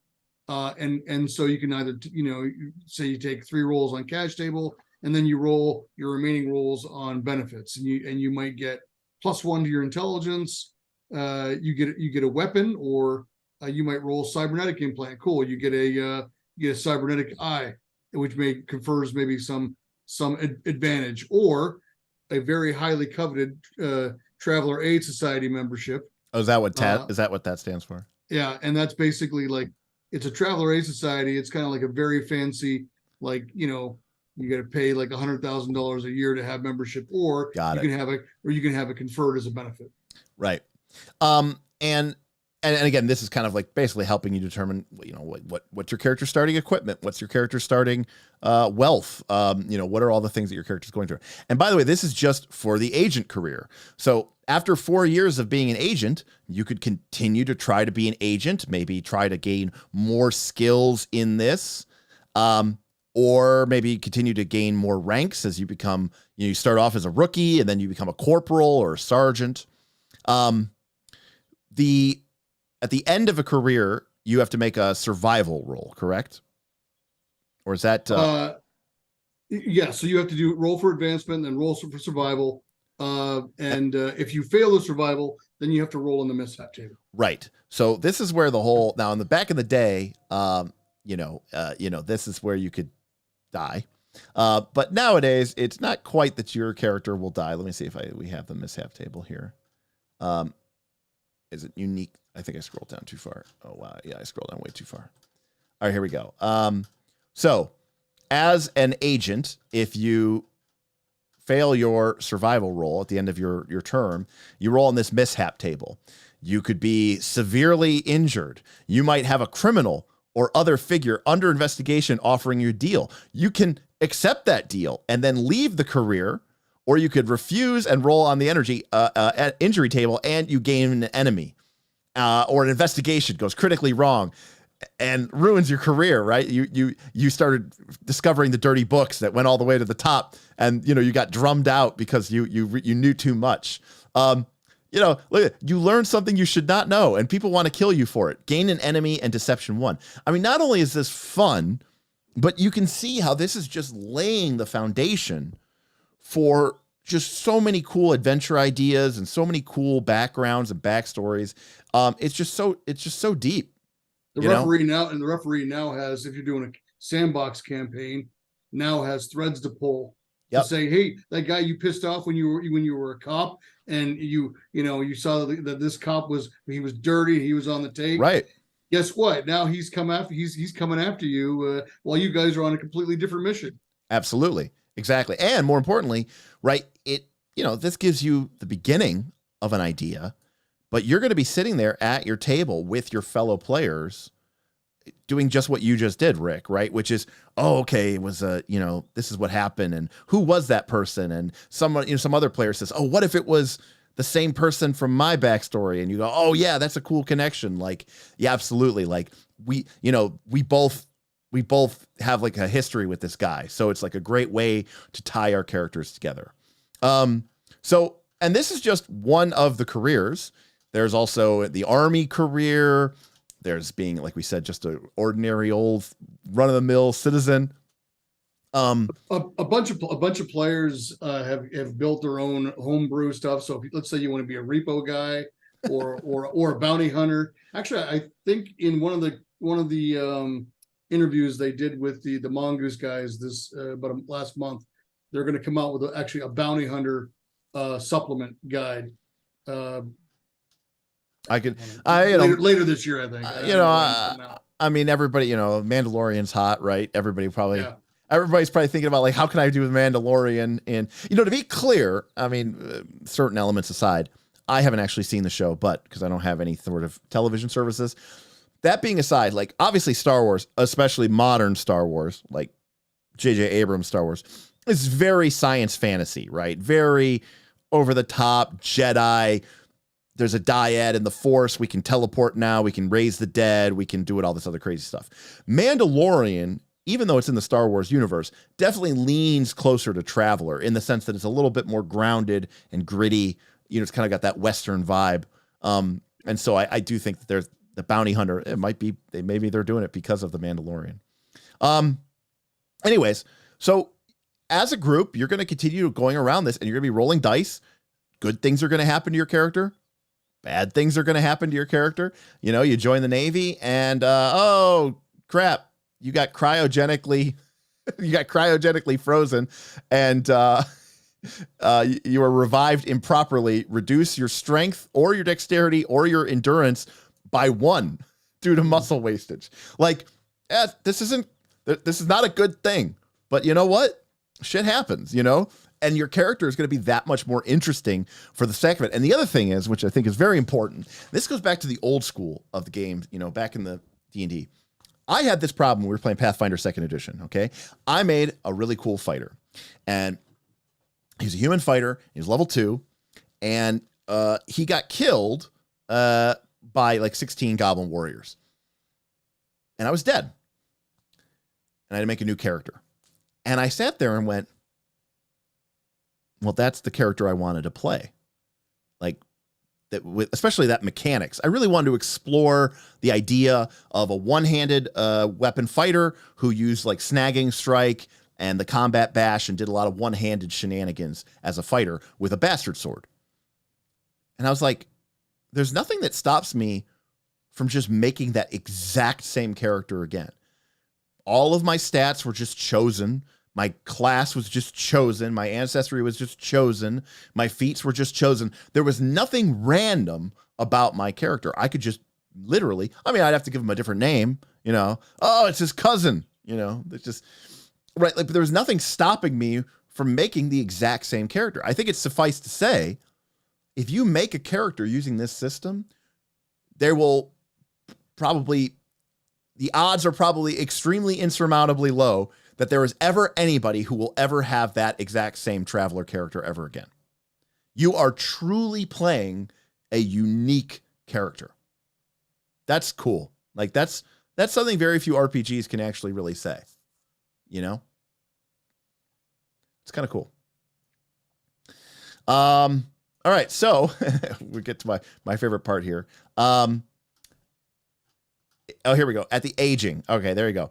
The effects of aging begin when a traveler reaches 34 years of age. Boy, ain't it the truth. At the end of their 4th career term. Basically, at this point, you could continue to have careers and continue to go and learn more and acquire more, but there's a chance on this aging table that each career that you take, there's a chance that you'll start to lose physical and mental characteristics. So, like, you know, it's kind of a risk reward, but generally probably when the time you're in your 30s or maybe 40s, the idea is like your characters should be now into their adventuring days. This I thought was particularly funny, which is there's this line here which talks about how expensive certain drugs are for anti-aging. By the way, there's definitely an element here of Frank Herbert's Dune, right? Like the anagathics, I mean, that just sounds like spice. It definitely sounds like, you know, spice. And like, you know, there's like a global imperium, but it's feudal, right? And like there's barons and dukes. Like, that's very Dune-esque, by the way. I was listening to a interview by Mark Miller earlier today, just to try to get myself kind of prepped up a little bit today. And he was talking about why did we select that? And he said, because of the limitation of communication. In Traveler, everything moves at the speed of ship. Think of 1300s, 1400s, right? Early exploration. You want to send a message to the New World or from the New World back, right? I don't know, 1500s, I guess. Right. So there's no Ansible. No Ansible. It's no subspace Star Trek radio. It's you know, if we want to talk to Alpha Centauri, I have to send a message and put it on a ship and wait for a week to get it delivered. And because of that, Mark said, well, you know, how am I going to control that? How am I going to adjudicate this? And he's like, the only thing that really makes sense is to have an emperor and have dukes control individually all these various, you know, subsections of space. Jim Scott just tipped big $25, says, thank you, Rick, for pushing Derek to do this. Yeah, I mean, I got to say thank you too, because this is a game that I think I have overlooked for many, many, many years. And in fact, I was telling Rick before the stream started, this book here, it was a book that my friends and I, including Aaron, used to take out all the time in junior high school. from our junior high school library. And of course, I didn't really know who this guy was until years later. Turns out that this guy was the guy who would go on to make the first basic edition of D&D, the Holmes edition of Basic. Anyways, in this book, he was a psychologist. He was a PhD, a teacher, and a clinician, actually. And in this book, he talks about this new game called Dungeons and Dragons. But he also, this is how old Traveler is. He talked about Traveler. And so from a very, very early age, I knew about Traveler. I knew about sci-fi.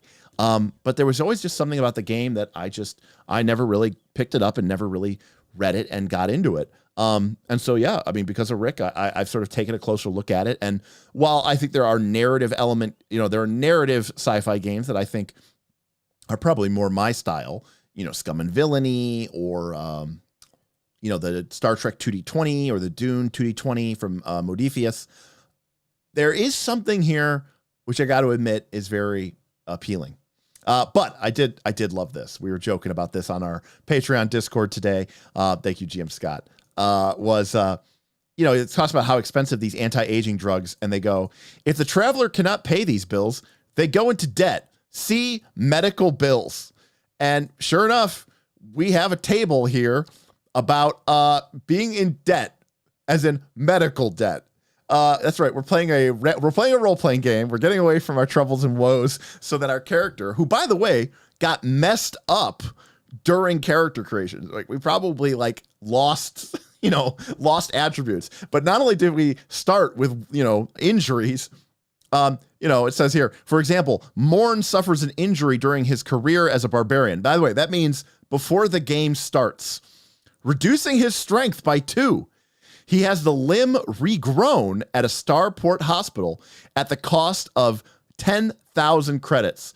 He has to pay this entire amount himself, but he has no money. Morn starts the game with a 10,000 credit debt to the hospital. There's also a part here where they talk about when you're done, someone has to have a ship, basically, for you to play Traveler. And they said a lot of times a group can't afford a ship.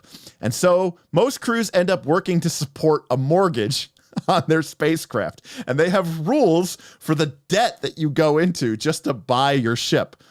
It's kind of wild. And if you skip out on payments, you have skip tracers come after you. Basically, space repo men. It is, look, if you're into the simulationist game, if you want this kind of realism in your game, this game is providing you with these mechanics. You receive a yacht with 25% of the mortgage paid off on it. What's my APR on the ship? Can I negotiate a better rate on the ship? Anyways, so it's really, really, really gritty in that respect. And you can see here, by the way, injury charts. If you get hurt during combat or accidents, this is what we were talking about before. This used to have a role that said you're just dead. But now it says, you're nearly killed. Reduce one physical characteristic by 1d6. Ooh, right? Imagine losing 6 points from your strength score or from your, dexterity score. That's brutal. Oh, by the way, reduce 2 other physical characteristics by 2. So one of them is down by d6 and the other 2 are by 2d6. Flint, I want to know, who was the author of the fantasy role-playing games? It was J. Eric Holmes, MD, aka J.E.M. Holmes, or J.E. Holmes, aka the guy who wrote D&D Basic Set. I do not have it. I thought I did. Oh, yeah, I do. He was the one who did this box set. This was the very first basic beginner Dungeons and Dragons box set that they made after the original D&D was released. So this came out like 1979, I think, late 79, 80. So this was before Moldvay, which came out in like 81, 82, and before Menser, which came out like 83, 84. So same guy wrote those books. Anyways, so we got our medical bills. We got our ship mortgage. It was a brutal career. And then this is an interesting idea too, Rick. So why don't you tell me what I'm looking at here? So again, a little bit of an optional rule. If you feel like your characters aren't well-rounded enough for a particular style of play. So, hey, we want to do an investigator skills package. I want all my characters to run it like a cop campaign. We're homicide on a space station, and right. And this is what we do. Just what you do is every character. So first guy says, okay, I'll take admin 1. Next guy says, I'll take advocate 1, which is like legal. Next guy says electronics, etc. And you roll through that. So everybody gets that skill to ensure that party will be reasonably successful at cop-based campaigns. So I think this is awesome because we just went through this really random process. But the fact of the matter is you all sat down to play the Explorer game. That's kind of what you wanted to do as a group. And they still want to hold true and respect that random process that everybody went through. But the fact of the matter is it's a game. And to be able to play this game and plus really to play it in the way that you want to, you need to have certain skills. And like Rick was saying here, you just go around as a group and you pick up kind of in a round robin fashion. Everybody gets to pick one, and then you keep going around till everybody picks one until everybody's picked, all of the skills that are in this bucket. But what that means is that now your group has the required exploration skills or explorer skills that you really need in order for this kind of campaign to function. And they give you a couple different skill packages here you can see here from trader to mercenaries to, being like super starship focused. And you get different skills that the game kind of says, well, to be good at this, you probably have to have these skills. I think this is awesome. Just a fantastic way to really kind of finalize that character creation process. How long does it take to make a traveler character usually, Rick? A half hour or an hour, maybe. I mean, okay, so not too bad. It takes me longer to make a Pathfinder 2 character, and I'm not rolling shit. Yeah, I mean, if I'm doing it, 30 minutes. Got it. If someone who's brand new to it, maybe an hour or so. Got it. What are the OP careers, Rick? What's the career meta? The game is balanced in such a way that really one player is not going to one guy might be like, a super pilot, and another guy might be like, really good with guns, and another guy might be really, and it's almost like when you're building a party, it's almost like you want it to be almost like a D&D party. Right. So your wizard is like your technological guy, right? Your engineer. Your paladin or fighter is like the guy who's like ex-military. Your pilot is kind of like, maybe the rogue or something, right? Like, so it's very analogous in that sense that people take on niche roles.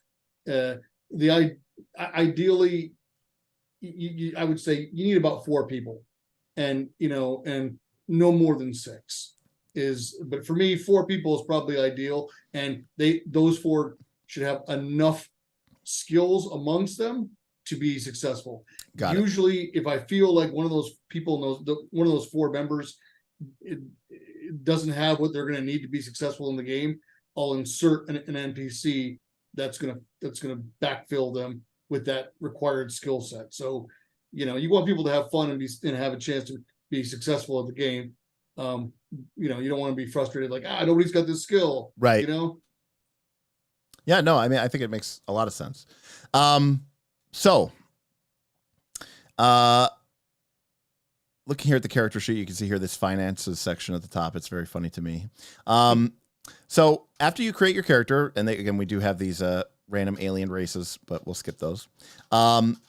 Let's just briefly, Rick, because it's 8:40. I don't want to take too long. Again, lots of skills. Let's talk about combat. I know that's a personal favorite of yours in the start. And, for most people who play role-playing games, combat's a big deal. Walk us through, what is combat in Traveler like? What's the initiative like? Does it use initiative? Compare it maybe to, Pathfinder or to, D&D. Like, what are the similarities? What are the differences? Walk us through it. Well, in Traveler, you roll initiative just like any of the other games. Initiative in this game it's a 2d6, but you also get to add in. You have a choice. You can choose either your intelligence modifier, or you can choose your dexterity modifier for initiative. So maybe somebody's is very very quick gun hand. Hey, I want to use my dexterity.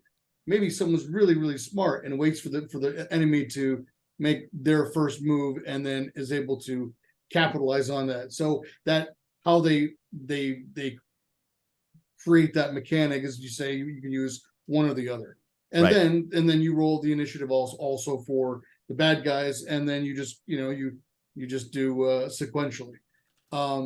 Each round is a combat round of 6 seconds. You have one minor action and one major action. Okay. You can trade a major action in for 2 minor actions. A minor action is movement. I can crouch. I can duck behind some cover. I can aim. A major action is I'm going to fire this law rocket at this gunship that's coming at us. So it kind of goes through all of the it gives some examples here. If you have leadership capability, that's can give a bonus to your team. Let's got say it. Oh, cool. Somebody's got tactic skill that gives a bonus to your guys' side, right? So if you're reading here, right, it says yeah, they can make a leadership check, intelligence, education, or social. The effect of this check is a number of bonuses they can give to any skill checks, including attack rolls, to other travelers on the same side. So it's like you build like a little pool, and then you can like hand them out the bonuses. And it can work the reverse. Like, so think of like that dude in Aliens who was like, and he's telling like, Apone, don't do this, and he's like, fall back, Oh, like, so you can you can make it an inept leadership role too, right? And all your guys are going to wind up getting killed. Yeah. So it works both ways. By the way, I do want to say to everybody who is here, and we got about 40, 45 people here watching, but we are going to go ahead and we're going to be giving away actually 2 books. We're going to be giving away 2 Traveler books. One graciously provided by Rick, another by me here at Knights of Last Call.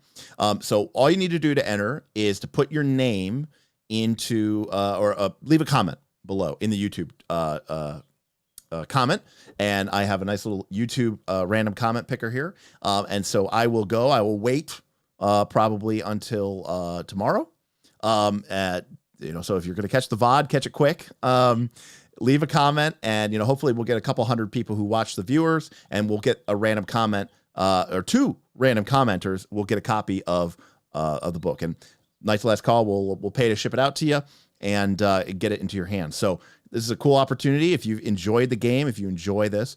And by the way, obviously Rick is just being magnanimous of his own accord, but Knights of Last Call is able to do stuff like this because of the support of our Patreon.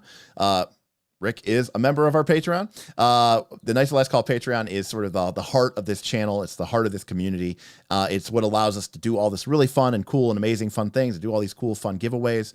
And so, yeah, that is the reason that we're able to do this. So if you're interested in supporting us and being a member of this and cool, awesome community like Rick, then if you want to talk to Rick and you want to talk to some of these other folks here about Traveler, check us out, patreon.com/Knights of Last Call. We also have a link in the doobly-doo below.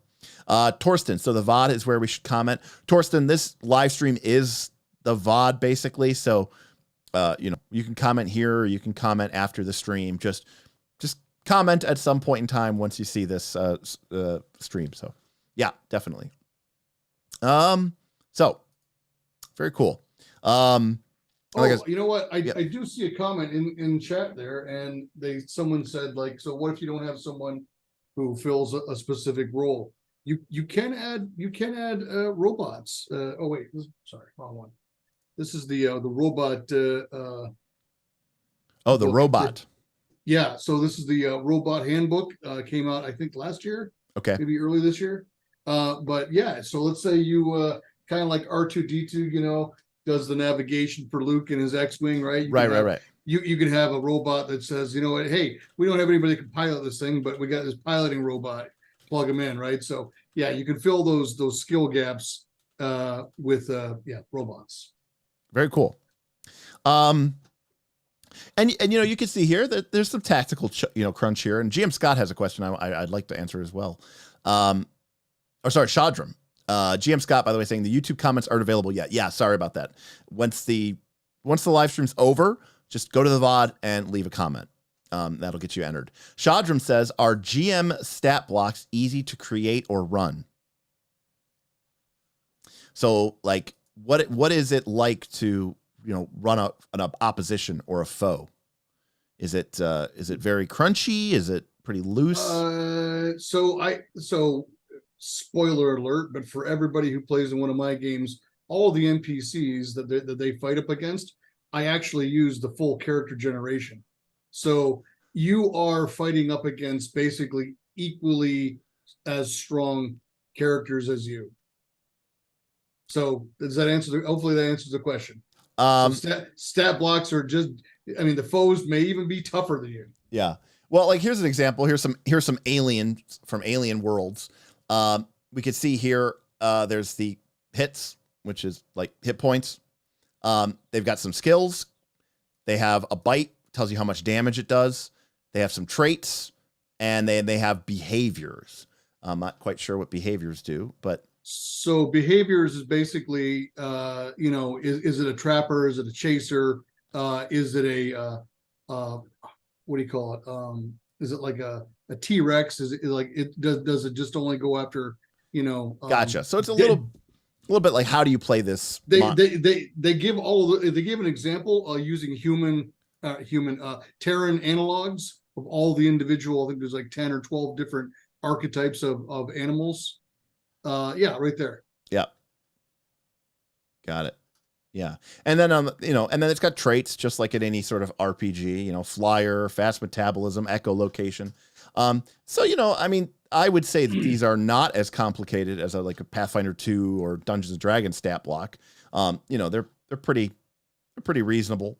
Again, with just a couple traits that sort of reflect it, and some skills to tell you what it does.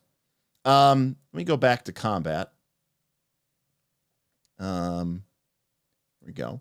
So, like I said, with the tactics, you can see here, like, you get penalties for range. You get a bonus if you spend some time aiming, which is kind of cool. And like you said, you get those minor actions and the sort of the significant or the major action. You also get some free actions. So, I mean, the combat is, and by the way, I think it says you use is it a hex grid? You can use either a hex, or you can use a square grid. Got it. Yeah. Traveler uses a standard 1.5 meter movement grid. Why wouldn't they just use 1 meter? 1.5. That's what it is. 1.5. I mean, I get it, right? What 1.5 meter is probably about 5 feet, right? So it's like, because 1 meter is like about 3 feet. But to be honest with you, that makes more sense to me anyways, in terms of like what space I would actually control on a battlefield. But anyways, you can move up to 6 meters, so it's 4 squares. So I think they just kind of like, they fudged it a little bit to make it so that it was a round ordinal number that you can, okay, my character moves 4 squares, right? So this is something I didn't get. How do you determine where on this character sheet, Rick, are your hit points? How does that work? So your hit points are basically your 3 primary, your first stats. So your strength, dexterity, and endurance are your hit points. So you add the scores together, not the modifiers. Well, so if you any damage that you take gets immediately applied to your endurance. Oh. Now if your endurance goes to 0, you're kind of like, yeah, you're majorly hurt. Wow. Okay. If you get enough damage, so let's say an average character would have 777, the equivalent of 21 hit points. Yep. If I shot you with a shotgun and I hit you with 15 points of damage, now you're basically your dexterity and your endurance are now below 0, and you've taken 1 strength. You are now unconscious and take any more and you die. Got it. Okay, so you die at 0. Yeah, More or less. Now there are rules where like if you have like a medic that comes out and does some quick triage, you could stabilize, but and then there's also the rules that say like if you don't get medical attention within n number of hours, then you can die. Right, and I can see here that obviously weapons do a certain amount of damage die. Armor looks like it is a damage absorbing in this system. Right, so the difficulty to hit somebody isn't affected by the armor, but the armor absorbs a certain amount of the damage. In Mega Traveler, yes. In Mongoose, no. Oh, okay. So, yeah, I mean, if you're wearing like hard armor and someone hits you with a rifle, in Mega Traveler, it might not even penetrate. But in Mongoose, it's just total damage, subtract armor, whatever the residual is gets applied towards your endurance. I got it. Okay, so if my armor had a protection value of 5 and I took 10 points of damage, I would take 5 points of damage. Correct. Although I do notice that they say some weapons have armor piercing. I was just going to say, actually, the guys in the adventure last week, they had a laser mounted on the top of their ATV, and they shot it at one of the bad guys, and it had an armor piercing value of 5. Right. And she had some pretty good armor on, but it doesn't matter. The amount of total damage she took plus the -5 for her armor because it was armor piercing. I think Dennis killed her in one shot. Yeah, I mean, a laser's just going to do that, right? It's just going to blow right through you. Well, a big one on mounted on top of a truck, yeah. Ooh, a destructive weapon, double D's. Ooh, yeah. So destructive weapon, basically, you roll 3D and you multiply by 10. Oh, okay. So the fusion weapons are usually. Wait. We just said that like a character has like maybe 21 to. Oh yeah, it's instant incineration. You're dead. You're toast. If I roll 3 dice times 10, that's going to be like 100 damage. Could be. Okay. If you get hit with a fusion weapon at short range, yeah, you're incinerated. You're gone. I mean, at least there's that. Well, there you go. Yeah, GM Scott, it does remind me of like mega damage from Rifts. Exactly. So that's great. And then, look, I mean, it's got some weapon rules and combat rules, but overall it's a fairly simple, quick, easy to the point, combat system. You can learn it like, I mean, in one combat session. Yeah. You can pick it up. Then the game gives you, obviously you're gonna be on a bunch of different planets. There's a bunch of information about environmental dangers and poisonous areas, disease-ridden, forests, zero gravity. We've got a lot of radiation rules for people who were upset that Pathfinder 2 included the radiation trait but had no rules to support it. Well, here we have rules for immediate radiation, long-term cumulative radiation, how much rads you receive based off of the severity of the radiation source, and how much you receive on a time basis. We have it all, people. We have it all. By the way, the hull of a spacecraft decreases radiation by 500. So if you get over 500 rads, you're in trouble. Well, if you're caught in a supernova, then yeah, your armor's not going to help you. Oh, this is so good. We got rules for suffocation, temperature, vacuum. I don't see any rules for pressure. Oh no. Do we have? Well, we have high gravity. Oh no, no water pressure rules. I'm sure it's in the expansion somewhere. Damien says, "Remember, Derek, this is an old school game." Oh, I get it. I absolutely get it. So let me ask you a couple more questions because these are questions I had. We got information about healing, distances and encounters, and again we talked about the animals that you might encounter and all sorts of cool, crazy, random things, and you can randomly roll for allies and enemies. There's a random quirk, so there's some pretty cool oracles in this book of random, I need a random patron who's gonna hire the travelers to do their next thing. Okay, let me roll D66. By the way, D66 is you basically roll 2 6-sided dice. One is the 10s, one is the 1s.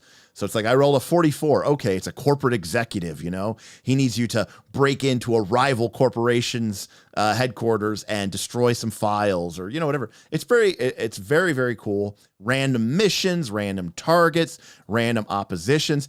It's full of like really cool, fun, useful tables for, you know, here's some random encounters at starports, random encounters in a rural setting, in an urban setting. So very, very, you know, I think creation friendly. Now, that being said, it does not have a lot of it does not have a lot of things like, this is what it means to run a game, bringing players together and having fun. And, you know, don't forget, it's okay if you disagree with the rules, right?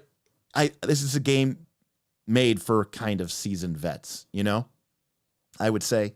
Not like that it's hard, but there's no training wheels. It's not that it's difficult to ride a bike. This bike is pretty easy to ride especially if you played other RPGs, but there's no like training wheels, right? It just kind of says, look, we assume you know how to play a role-playing game, you know? So then we get, I did see a comment here, and Sim had mentioned that he uses the luck, the luck trait as well. I've seen that used in some other campaigns online. You just randomly at the beginning of the session, you roll for luck, and you can use those points. It's a pool. Hey, I got 4 points of luck. I can use 2 points now, or 4 points now, or got it. One point. Purely optional. If you want to do it, cool. I don't use the luck points. It's again kind of it's optional thing.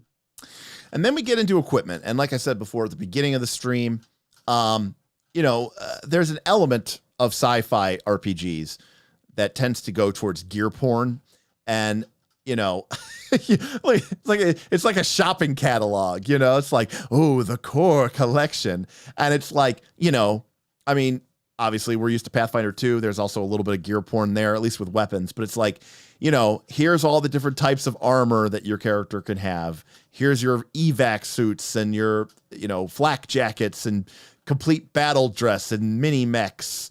And, oh, here are all the cybernetic augments that your character can get. And by the way, this is just the core rule book. I'm sure there's a million things more in all the different things.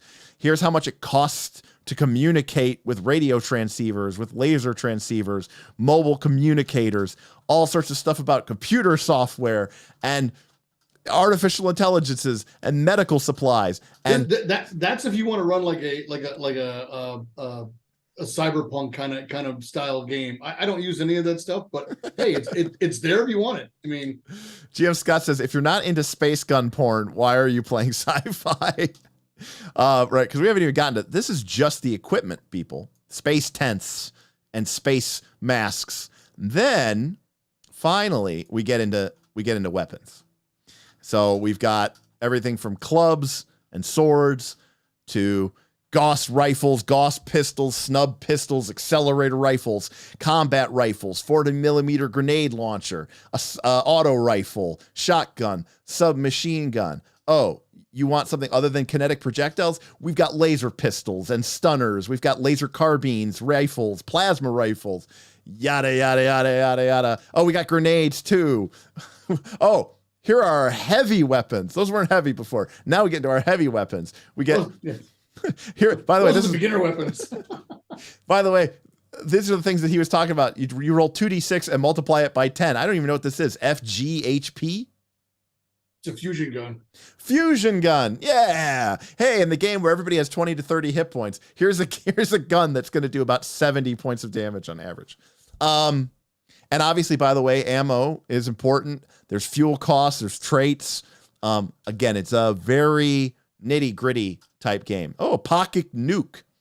Wow. Six. When you absolutely have to be sure. When you absolutely have to be sure. So there's, oh, by the way, here, I mean, look, you can even see here, it's like a custom AR-15, you know, like it's like someone's building out their stock. It's like, oh, here, you want to add a gyro stabilizer to your custom triggered plasma rifle. Oh, with a 100x telekinetic hyper insensitive scope suppressor and an auxiliary grenade launcher underslung, because why not? For GM Sky, he's like, heavy weapons are meant for vehicles like in real life. there are with some of the heavy mech suits, you can mount the heavy weapons. So, and then we get into vehicles. And by the way, we haven't even gotten into, you guessed it, spaceships, which have their own character sheet. There's a whole different section in the rule book about spaceships and about spaceship combat. It has its own whole system about jump drives and passengers and crew, and it is a very salvage rights, how much fuel you need, how much fuel you can, how long. There is a rule for how many hours it takes you to refuel your ship. So yeah, it's deep, is what I would say. But if your group is into that, I mean, listen, I'll be honest with you, not my cup of tea, but I can tell you, Aaron, Kaz from Knights of Last Call, they love this stuff.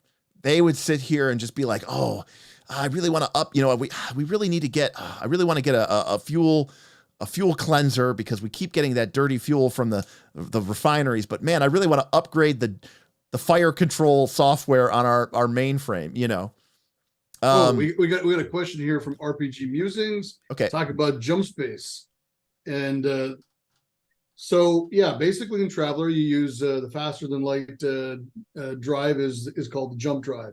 And basically it whether you go 1 parsec or you go 2, well, you go all the way up to jump 6. So you can go all the way to 6 parsecs, which is 3.26 light years. And that will take 1 week at a time. So basically you are in a jump bubble and you are in like a kind of like a alternate space, and then you reemerge in whatever destination after a week's time. I think it's like plus or minus like 10 hours or something. I can't remember the so regardless of the distance, it takes the same amount of time. That's correct, but it eats more fuel. So you go jump 6, you got to have 60% of your ship is dedicated to fuel. If you go jump 1, you only need 10% of your ship's mass to be dedicated to fuel. And so to be clear, so it's not like Star Trek, right, where they're basically just using warp bubbles to move faster than light, but they're essentially just moving just really fast. Yeah, Sim Sans Pocket Universe, basically. And it's not like Battlestar Galactica where they just bling bling instantly jump a couple light years at a time. It's kind of like you're in a weird alternate dimension. Like, you can't communicate while you're in jump space. Yeah. So okay. you're a week in jump space, and then you reemerge into normal space, and yeah, a week's transpired. That's interesting. I wonder how that affects. There's some cool elements about that, right? I think it kind of slows the game down a little bit, right? In a way. I was just listening to Mark Miller this morning saying, he goes from the core of the Imperium to the outer edge, which is the spinward marchers or one of the other edges. It takes you about a year to travel from the center of the Empire to basically the border. Yeah. No, I mean, it's kind of interesting, right? Because we think about, obviously the galaxy is a big place, but the limitation, the fact that there's no Ansible, there's no faster than light communication, subspace array or whatever, means that there's almost kind of in a way, modern day Earth is far more interconnected than the galaxy of Traveler, right? Because the information can't propagate that quickly. Yeah, it's a little bit like I said, it's like the 1600s Earth, where if something's going on over in the new world, you're not going to know about it for 3 weeks. Right. You have no idea what's going on over there. Yeah, Beowulf says it lets you have frontiers. That gritty kind of Western feel, right? If everybody could just communicate instantly, or you could be, if the galactic army could be there in a day or two, right? There's no room for, for things to develop and become problems. And that's why you have to kind of cede, sector control to a sector duke. And he's got to basically figure out, how am I going to deal with this problem? Because the center of the empire is a year away, so I got to deal with this problem right now. Sim says, "Heck yeah, that's where my Pirates of Drinax takes place in the unaligned dust world of the Trojan Reach. Sounds cool. Yeah. Trojan Reach is like just outside of the borders. By the way, after all of this talk about ships and ship times, and yes, there's a whole chapter on ship combat, which we are not going to go into, although we do have critical hits against ships, which is pretty cool. Do you do a lot of ship combat, Rick? Or do you mostly do like for players that have been around for a while and the ones that want to do it? Yes. For brand new players, it can be a little overwhelming. Sweet. Boarding actions? Hell yeah. All right. Then we have a section on building your own custom. Here, look at this flow chart, huh? You got to pick a hull, install maneuver and jump drives, install your power plant, build fuel tanks, a bridge, computer software, sensors, weapons, optional systems, crew, staterooms, cargo space, and then finalize the design. I mean, like this is, again, like I said, there's an element to sci-fi RPGs that tends to be very, gear porn, space porn, weapon porn, ship porn, heavy, and this game definitely leans into those tropes. And here's some examples of some common StarCraft with plans for the different layouts of the ship and all these different cool things. If you just from the base model, and then at the very end of the book, just when you think it's done, guess what? No, the final section is Traveler actually has a really, really in-depth. I'm skipping Psionics because I don't even have time to talk about it, but apparently you can become Psionic. We already talked about trade and how trade is a part of the game, but here we go. There is a massive section for building your own worlds and your own sector and subsector within the massive galaxy, because the galaxy is so large, Save Versus said, just jumped in. Did I miss Psionics? Technically, yes, because we just skipped it. But you did pay some money, so we can go talk about it. What do you want? What about Psionics, Rick? So it's kind of interesting. I mean, so this art is awesome. Psionics in the Imperium is illegal and punishable by death. Oh, okay. Wow. So, but the Zodani consulate, which is also humans, they fully practice psionics, and they have a very think of thought police, right? Like, so if they think you're going to commit a crime, you get arrested, right? I mean, so it's kind of Warhammer 40,000 ish, right? Where psychers are kind of viewed with fear and suspicion, and there's a little bit of an element there of them being, ostracized or even hunted down. You can be thrown in prison or outright killed for using psionics. I mean, boy, talk about the Firefly inspiration, right? Like, I mean, that's the same thing with like River, Oh yeah, GM Scott just said 2x2 hands of blue. Exactly, GM Scott, 100%. I can kill you with my mind. You can always keep the Firefly quotes coming. I will never not love it. It's interesting. I don't like Psionics in fantasy. I've said this before. I've never liked Psionics in 2nd edition D&D. I didn't like them in 3rd edition D&D. I didn't like the Psionic power source in 4th edition D&D. The Psychic is a fine class in Pathfinder 2, but nothing about it really strikes me as being interesting. And I think it's because Psionics always felt like just another version of magic, and we already have magic. So when we've just spent the entire time talking about this very grounded, very advanced, but this very grounded game with these very real concerns, like how much fuel you have and how many radiation units is that solar flare giving off, to suddenly gain this psionics in a way feels even more special than like magic does in, let's say, D&D, right? Magic. Yeah, please. You have to roll for it, and it's like a very, very low percentage of people that can even have it or have an affinity for it. Right. So even as a character, even if you want to be a psionic, there's a really good chance that you won't be. Correct. You have to get tested, and it's early, and then you might just test out, and they go, sorry, nope, you don't have any psionic power. Right. Yeah. So it literally is more rare, And And I kind of completely agree with GM Scott here. Agreed. I hate Psionics and fantasy. I like it in sci-fi as long as it's rare. I completely agree with you. And like, there's a lot of instances in sci-fi. Like, I always thought the Psi-Core from Babylon 5 was really cool.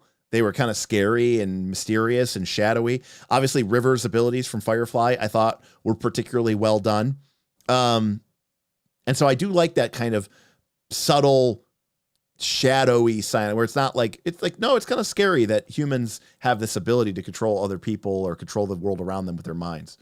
I think that's pretty interesting. So yeah, I mean, we're getting most of the, and then like, again, coming out of this game where everything is so rooted, to suddenly see things like reading thoughts and linking minds and predicting the future and getting some Jedi abilities. I really feel like this does put a different spin on the whole, you know, the whole sense of the game. But by definition, like you said, it's going to be very rare. I don't use it a lot in my game unless it is the NPCs or it's around, it's integral to the story of one of the NPCs or something. But the players, I don't usually let them have it, or it's just not really part of the game. Yeah. Again, this art is awesome. Yeah. So this is very, very, very cool. And again, it's got a career just like everything else, but it's just really hard to get into. So that makes it really, really interesting. Okay. So Psionics, very, very, very cool. Dan is here. Hello. What is up, Mr. Kaz? Glad to see you here, buddy. We were just talking about how much you and Smith would love this game. Sim says you can use the subsector world creation tools and actually submit your subsector to be added to the traveler map in perpetuity to help flesh out the persistent setting. Is that right? There's a traveler map, which is basically, it's like 5-10% of the known galaxy. So if you want to add to it, wow, you knock yourself out. Yeah. That is so cool. So yeah, by the way, there's just whole rules here about not only making your own planets and systems, but you know, building out your own little pocket of the galaxy, of the universe. So it's like you even in an established campaign setting, a galaxy is such a big place that you could pretty much just create or make or do whatever you want. And here is just tons of information, like and yeah, they give you these blank subsector maps so that you can like fill stuff in and mark, you know, planets, asteroid belts, fuel dumps, sword worlds, imperial worlds.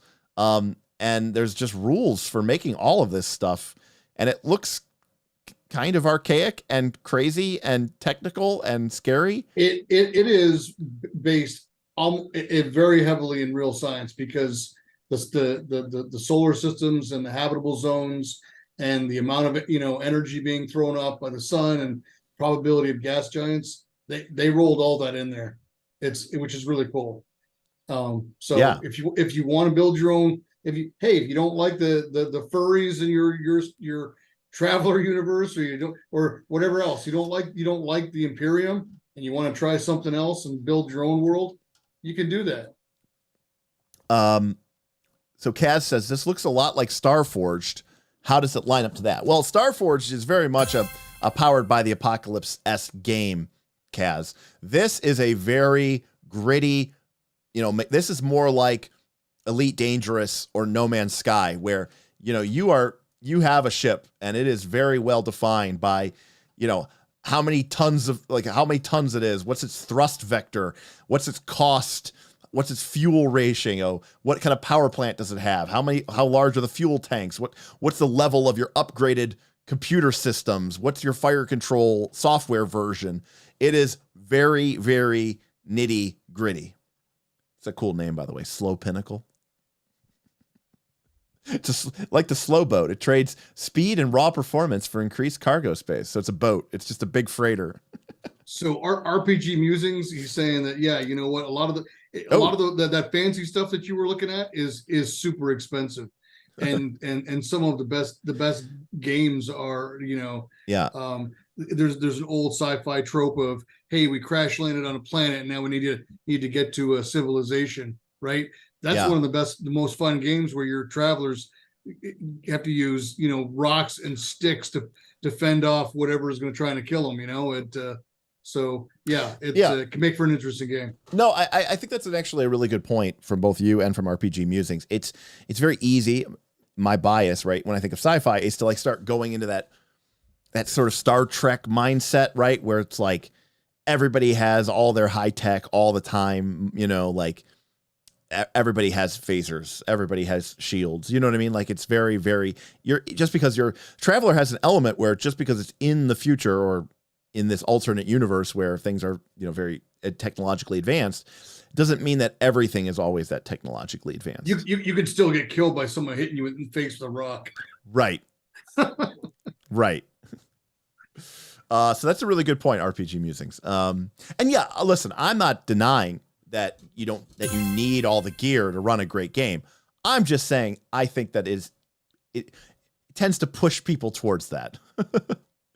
GM Rufus with a $25 tip says, "Be excellent to each other." Thank you, GM Rufus, for your support. Appreciate it.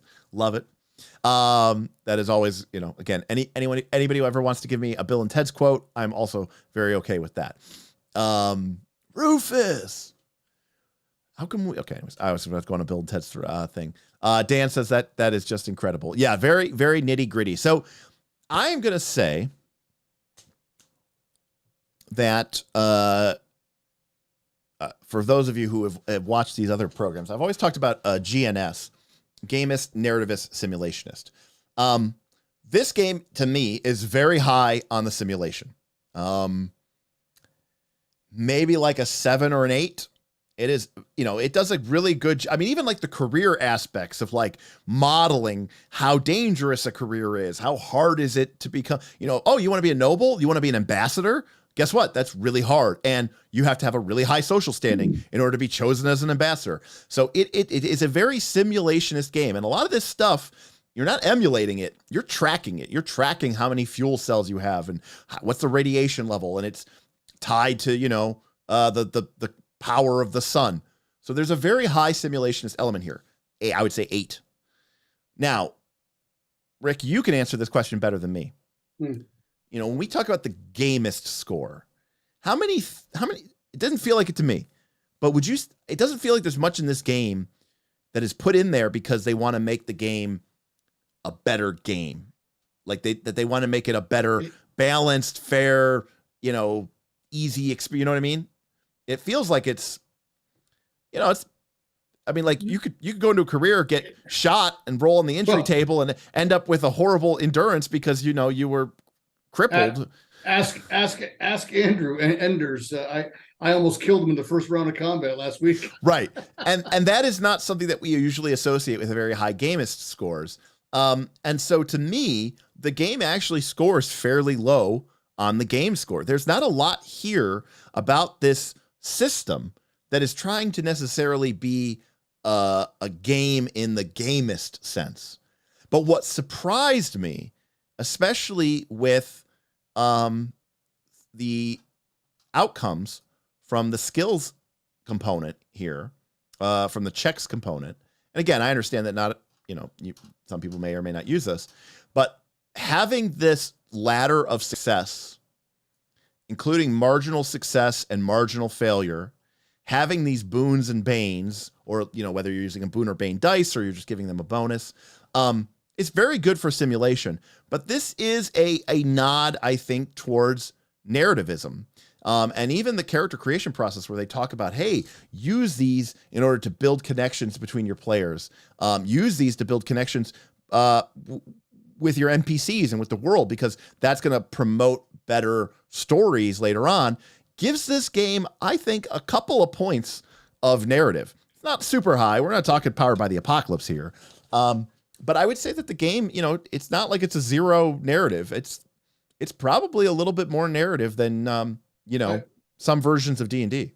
I will say this, Derek. I like to play the game a little more as like a tactical combat game, with kind of RPG light a little bit. But I have seen, because I watch almost all of the Traveler adventures on YouTube. So I mean, and there's, I don't know, there's 10, 20 of them. I different ones. It's a lot from different streams, right? And I've even heard some audio, like it's almost like a radio program one I found on some stream, and those guys role played the shit out of it. They were fantastic. I was engaged, like it was like a old school radio drama, and they just kind of rolled for stuff just very lightly. So it runs the range between, if you want to do super, narrativist and have a lot of really good solid RPG theater of the mind, you can do that. Or you can kind of go a little more towards where I go, and it's a little more tactical combat and kind of a little lighter on the story. We know what our objective is: get the bad guy, rescue the princess, whatever, right? So it gives you the flexibility to go all the way from one range to the other. Absolutely. By the way, Boothby just tipped $10. Said, giving some love for Rick, who runs a great Traveler tutorial. So I know that I saw some people saying that you did a good job of kind of selling the vibe and the feeling of it. And I believe Boothby was I know you mentioned Dennis, so Boothby, I imagine, was in one of your more recent games. Yep. Flint asks a great question, which is I'd love to know the answer to it too. How do you handle character death in a game, especially if it happens towards the beginning? 30 minutes is a long time to reroll a character. Just hand over one of the NPCs that I was going to play, and you use the NPC instead. Right, because I mean, your character was kind of created randomly anyway, so it's not like you have as much of a buy-in on that character as you will. And yeah, by the way, Sim's saying the same thing. Backup characters, B teams. I mean, I like the idea of if lethality is an issue, and you're on your ship. Maybe everybody makes two characters, and some of the characters are sort of, the background characters. It's like, oh, the ship's cook, or, maybe like, just like somebody in the background, or, like that you don't typically play. And then if your character does die, strangely looks like Steven Seagal. Yeah. Funny that you say that. When we played our first superhero game, we called it the Lake Erie League because we were, from Cleveland, and the pilot randomly of the group's ship that they would fly to take care of business. We just joked that it was Steven Seagal, and they're like, "What?" I was like, "No, it's like the actor. Like he's just your pilot. Like in the fantasy of our fake reality, which is sort of like real world Earth, your pilot is Steven Seagal." Anyways, GM Scott says, "I also cook." That's where my quote was from Steven Seagal.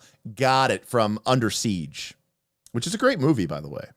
Wait, was that the one where he broke the guy's arm? Oh, wait, I forgot. That's every one of them. Yeah, that's every single one of them. Under Siege is the one where he's the cook, Casey Ryback, and he's on the battleship that gets taken over by Tommy Lee Jones and Nick Nolte.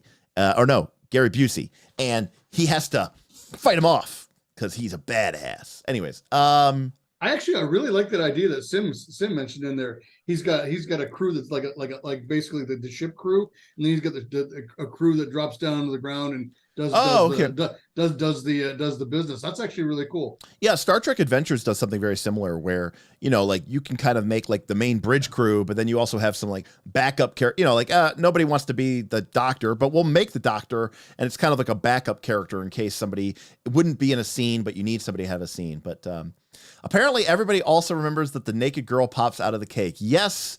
Erica Elaniak or something. Elania. I don't remember her name. I think it's Erica something.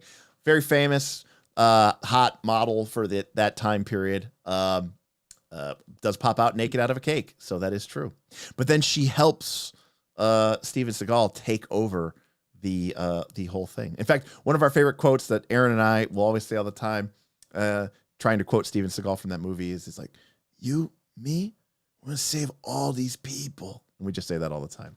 Anyways, Boothby also played a doctor in, yes, we know you played a doctor in STA. And Sim stole that idea from STA. So that makes perfect sense about using a backup crew. Perfect. That's awesome. Very, very, very good stuff. Very, very cool. And I agree, Boothby. Rolling a character is so much fun. Making a new one is kind of a blast. I got to be honest with you. The character creation process is so cool that if I was playing a long-term Traveler game, I'd be like, damn it. I didn't get the chance to make many interesting characters, Like, I don't play the Path Builder game. I don't sit there and make Pathfinder 2 characters because I can just pick whatever I want. I could see where sitting down and just making Traveler characters would be kind of fun. It almost is kind of like a Ironsworn or like a Starforged. It's like a kind of like a solo RPG experience in a way. It's kind of interesting. Right. You could have 2 session zeros where you just make a dozen characters and that's like the whole crew. And, you know, like you have your major characters and maybe you even shift from time to time. And that way, if like one of the people gets really hurt and has to go into like cryostasis before you can get him to, you know, a star base where he can be medically restored, the other person just sits up and plays another character. So I think that's pretty cool. Boothby. He tried to get a hotshot pilot and he got kind of a washed up old petty officer. But see, I love that. That's kind of the narrative element of this that I think is so interesting, where the dice are helping you tell a really, really interesting story. And I got to be honest with you, I was pretty surprised by how much I enjoyed my read through of this book. And obviously, I did not read even on, you know, I did not read through the details of what every single weapon or starship did. I kind of just glanced through them. But you know, especially after hearing you talk about it, and I know the passion that so many of my friends have for these kind of games, I came away with this expecting to give Traveler like a C minus or something like that. But honestly, I think the game is like very solid. I actually really like the mechanics. I think the resolution mechanics are very awesome. The character creation is going to create some of the most unique, interesting, ready to adventure characters out of any RPG system I've ever seen. I think I mean, obviously there are some elements of the game that are very, very, and I get it. You can ignore it. I get it. You can ignore it. But the fact is there's like 200 pages in this book dedicated to describing space equipment. So I can't give the game a full A, but I am going to give the game an A minus. I think the game is really, really solid. I think it's really awesome. And it's got a huge legacy, a tremendous amount of support, tons of supplement books that feel like they would probably add some really cool, fun things, especially if you're into like more careers, more equipment, more starships and all that other stuff. Are there any source books, Rick, that you would say are like must-haves? I would just say maybe, I mean, you could do a pass on the robot handbook, but if you really want to play the game, you know, heavily and get into it, then I would say, you know, the High Guard book, which is much more detailed stuff about starship construction. Got it. And ship combat. I think that would be, if you have the core book and the High Guard book, I think that would be enough to get you started. And then as far as supplements go, I mean, you know, there's enough material out there that hell, you can make up your own or just use a movie or something that you like. Yeah. Okay, cool. Kaz says, "Oh my God, are you replacing Legend of the Five Rings with Traveler for Friday's game? Are you saying I should make my Legend of the Five Rings character for tomorrow?" I am not, Kaz. We are not shifting over to Traveler just yet. You must make your Crane Samurai, or well, technically Lion, but technically Crane Samurai. I agree with Boothby. It seems very flexible in what kind of sci-fi game you want to go for. You know, that Psionics chapter, I mean, again, you could tweak, you know, it's your game. You could tweak it. The idea that you could run a game where all of the characters have some sort of latent psychic ability and you all give them the psionic career. And now you've got kind of this weird fantasy, hyper psionic, everybody's kind of like a cool psyker or a cool esper. And you could have a very different vibe from that as opposed to, yeah, we're all scrapjacks and we're all just scroungers on the edge of, you know, of the galaxy trying to make our way with enough fuel to keep us going. Right. It's a very different feel. Well, the Imperium, even though it's illegal, they still do psionics testing. There's labs and the government does their own probably black ops where they probably do have psionic equipped people, right? So it's just because it's illegal doesn't mean it's not done. Yeah. Lance wants to know if we're doing session 0 part 2 tomorrow. Technically, I think that would be session 0 part 3, Lance. No, I think we're actually going to try to play, but yeah, that's the idea. Boothby says Firefly, Battlestar Galactica, Alien, Starship Troopers. You could do all of them, I think. Yeah. And those are all things that you listed at the beginning, Rick, as being excellent sources. And again, I think there's something there, you know, for everybody, which makes it really, really cool and interesting. Yeah. So, you know, that's Traveler. Now, I'll remind everybody who's watching, again, if you made it to the end, maybe you heard me earlier. Once this live stream ends, the video on demand will appear on our YouTube site. You can go there. You can find it under the live tab. leave a comment. Tell me, I don't know. Tell me anything. It doesn't matter. give me, tell us how much you enjoyed the show. We will, tomorrow evening, I will pick 2 names from that. By the way, you have to have your YouTube messaging on unless you're a member of the Patreon, because I won't know who to contact because I need to get a hold of you. So I will send you some messages. So make sure you have your announcements and your notifications on. 2 people are going to get a copy of Traveler Mongoose 2nd edition. One from Rick, one from Knights of Last Call. We're going to ship them out to you, and you guys can have your own copy of the book. So pretty cool. I mean, I'm excited. I'll probably pick up a copy of the hardback cover myself. I think it'll be fun to have on the shelf. Usually, if I take the time to really read a game and dig into it, it usually earns a place on my shelf, unless I give it like, a D or an F. If something gets a C or C plus or better, it usually makes its way to the shelf. Rick, I'm going to give you the final send off here. Traveler, what's your elevator pitch? Why should people play Traveler?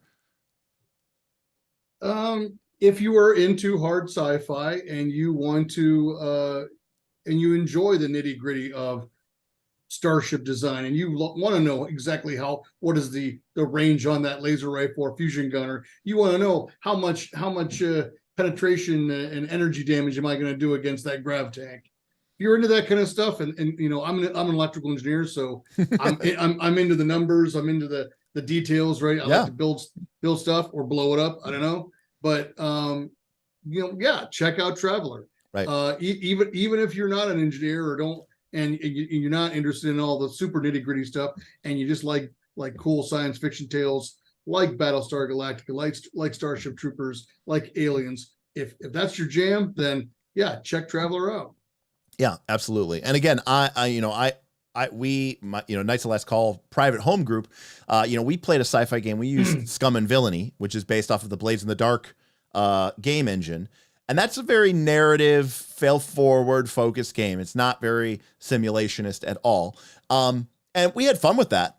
But the way that we were playing it, I kind of honestly think that my players would probably have enjoyed a game like this more, because I really think this leans more into what they want out of the sci-fi experience. And you can do that. And you can do that with this rule set.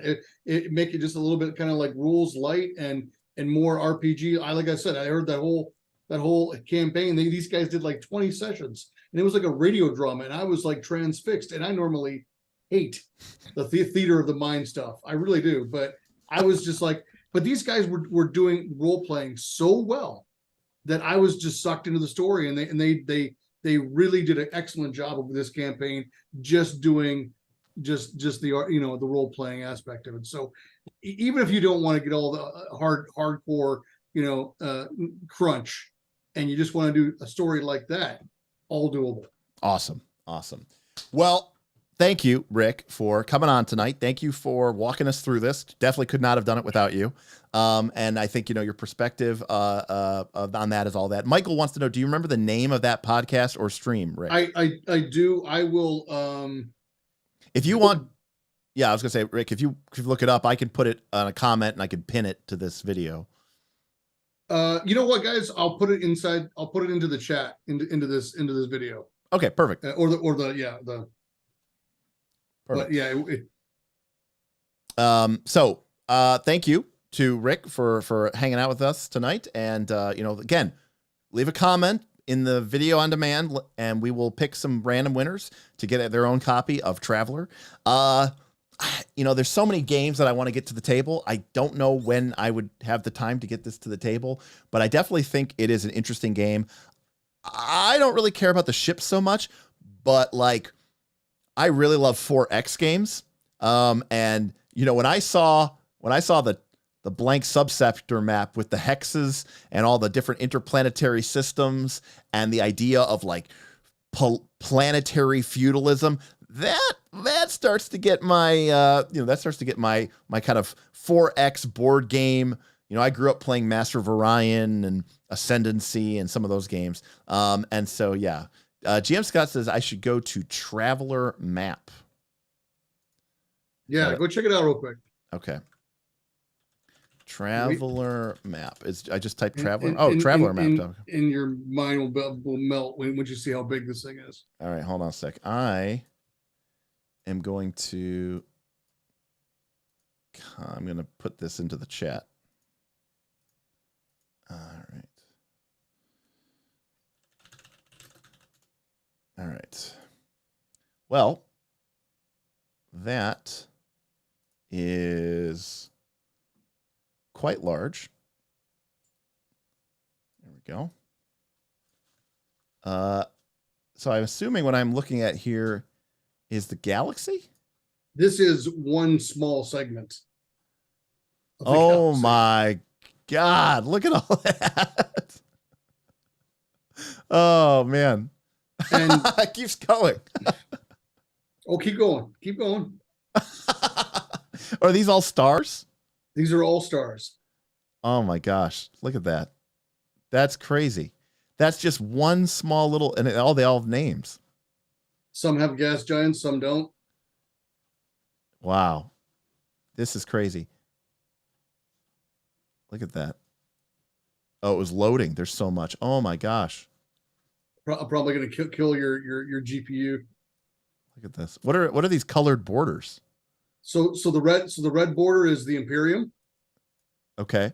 The yellow is the Aslan. Those are the cat people, right? Got it. The Vargar are, I think they're blue to the north, to the forward. Yeah. Solomani Sphere is what's left of the human, like our empire after it collapsed. This is wild. The Zodani Consulate, those are humans, but they're like the thought police guys. They're heavy into psionics. Got it. 2,000 worlds are the Kukri, and then the hybrid are like. Did you say they're the Kree? The Kukri, yeah. Oh, the Kukri. Okay. And then the purple guys are the hybrid. They're like sentient starfish. Always got to have some sentient starfish. Yeah, but they can't talk though, and they can't smell. All right. Well, here is Dopflothar in the Slota subsector, Extolian 2133, High Federation, K9V Dwarf, 1 gas giant, 8 worlds with the Nova base with a UWP of A69966843-C. Yeah. See, I can feel some people's like hearts racing as they look at this. Like for example, Dan Cass. Cass's heart is racing as he looks at this. This is far more intense than I thought it would ever possibly be. They've had 45 years to build this thing, right? I mean, so they've been adding to it for the last 45 years, and it just gets bigger. Wow. Yeah, that is wild. That is so cool. In like a crazy, scary kind of way, you know? Wow. And each one of those little squares is basically a source book. No shit. No shit. Oh yeah, Trojan Reach, right? I remember Sim was talking about the Trojan Reach. Yep, the Trojan Reach is a whole source book unto itself. So Trojan Reach, is this a sector then? That is one sector. And then in the smaller ones are subsectors. Got it. Okay. Oh, Neardrum, this is so unbelievably smaller than our own galaxy. It's probably not even funny. I mean, our galaxy contains like 150, I can't remember if it's million or billion stars. It's like, scroll out and you can see the entire galaxy. Oh, all right. Loading, please wait.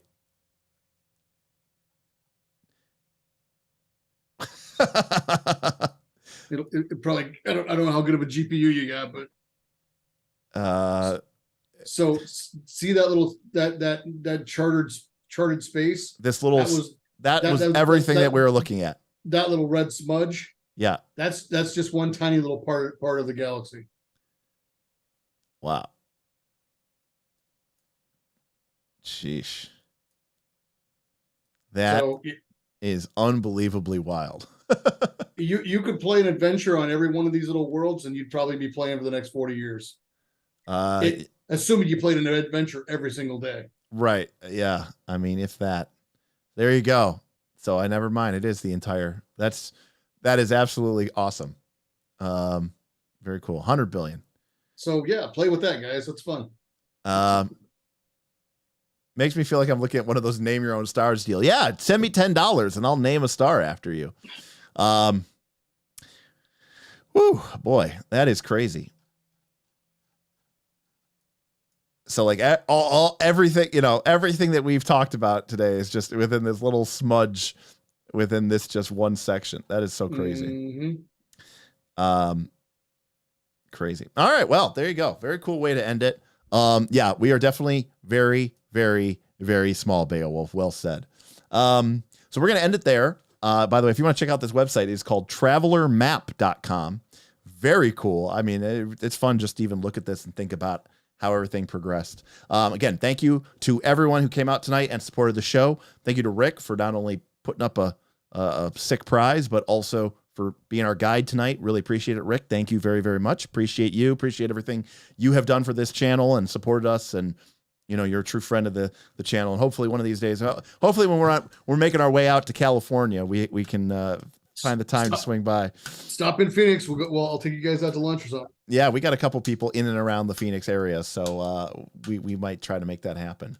So thanks to all of you for liking, subscribing, leaving a comment, so you can have your chance to win one of 2 prizes of a Traveler Core Rulebook giveaway. Thank you to our patrons for supporting this channel, and thank you to all of our YouTube subscribers, and YouTube members, those sexy loyalty badges, for giving us that little extra just so that you can be extra in our chat. We will see you next week. We are going to be covering Pathfinder 2. I got to put a chat up, or a vote up, for my patrons to pick which class we're going to cover next. I know we didn't do any Pathfinder 2 this week, but we will get to it next week. And yeah, and then, something else. And of course, the studio, as our patrons know, they got to see a special video of Bob's birthday bash. The studio is basically all but done. We have a couple last-minute final touches to make as sort of our dress rehearsal. And that means we're going to be in the studio soon, playing more actual plays, getting back to gaming, doing some more live nightlives with me, Bob, Aaron, some of our guests and friends. New friends that you haven't met before, old friends coming back to just hang out with us. So we're really looking forward to the future here for Night's Last Call. And of course, in a month from now, we're going to be at Origins in Columbus. If you're a subscriber, leave a comment below. That could be your comment. Tell us if you're going to Origins or Gen Con. Night's Last Call are going to be at both. We're going to be heavily represented at Origins because it's right in our backyard down here in Columbus. We'd love to meet up with you, say hi, maybe give you a sticker or something like that.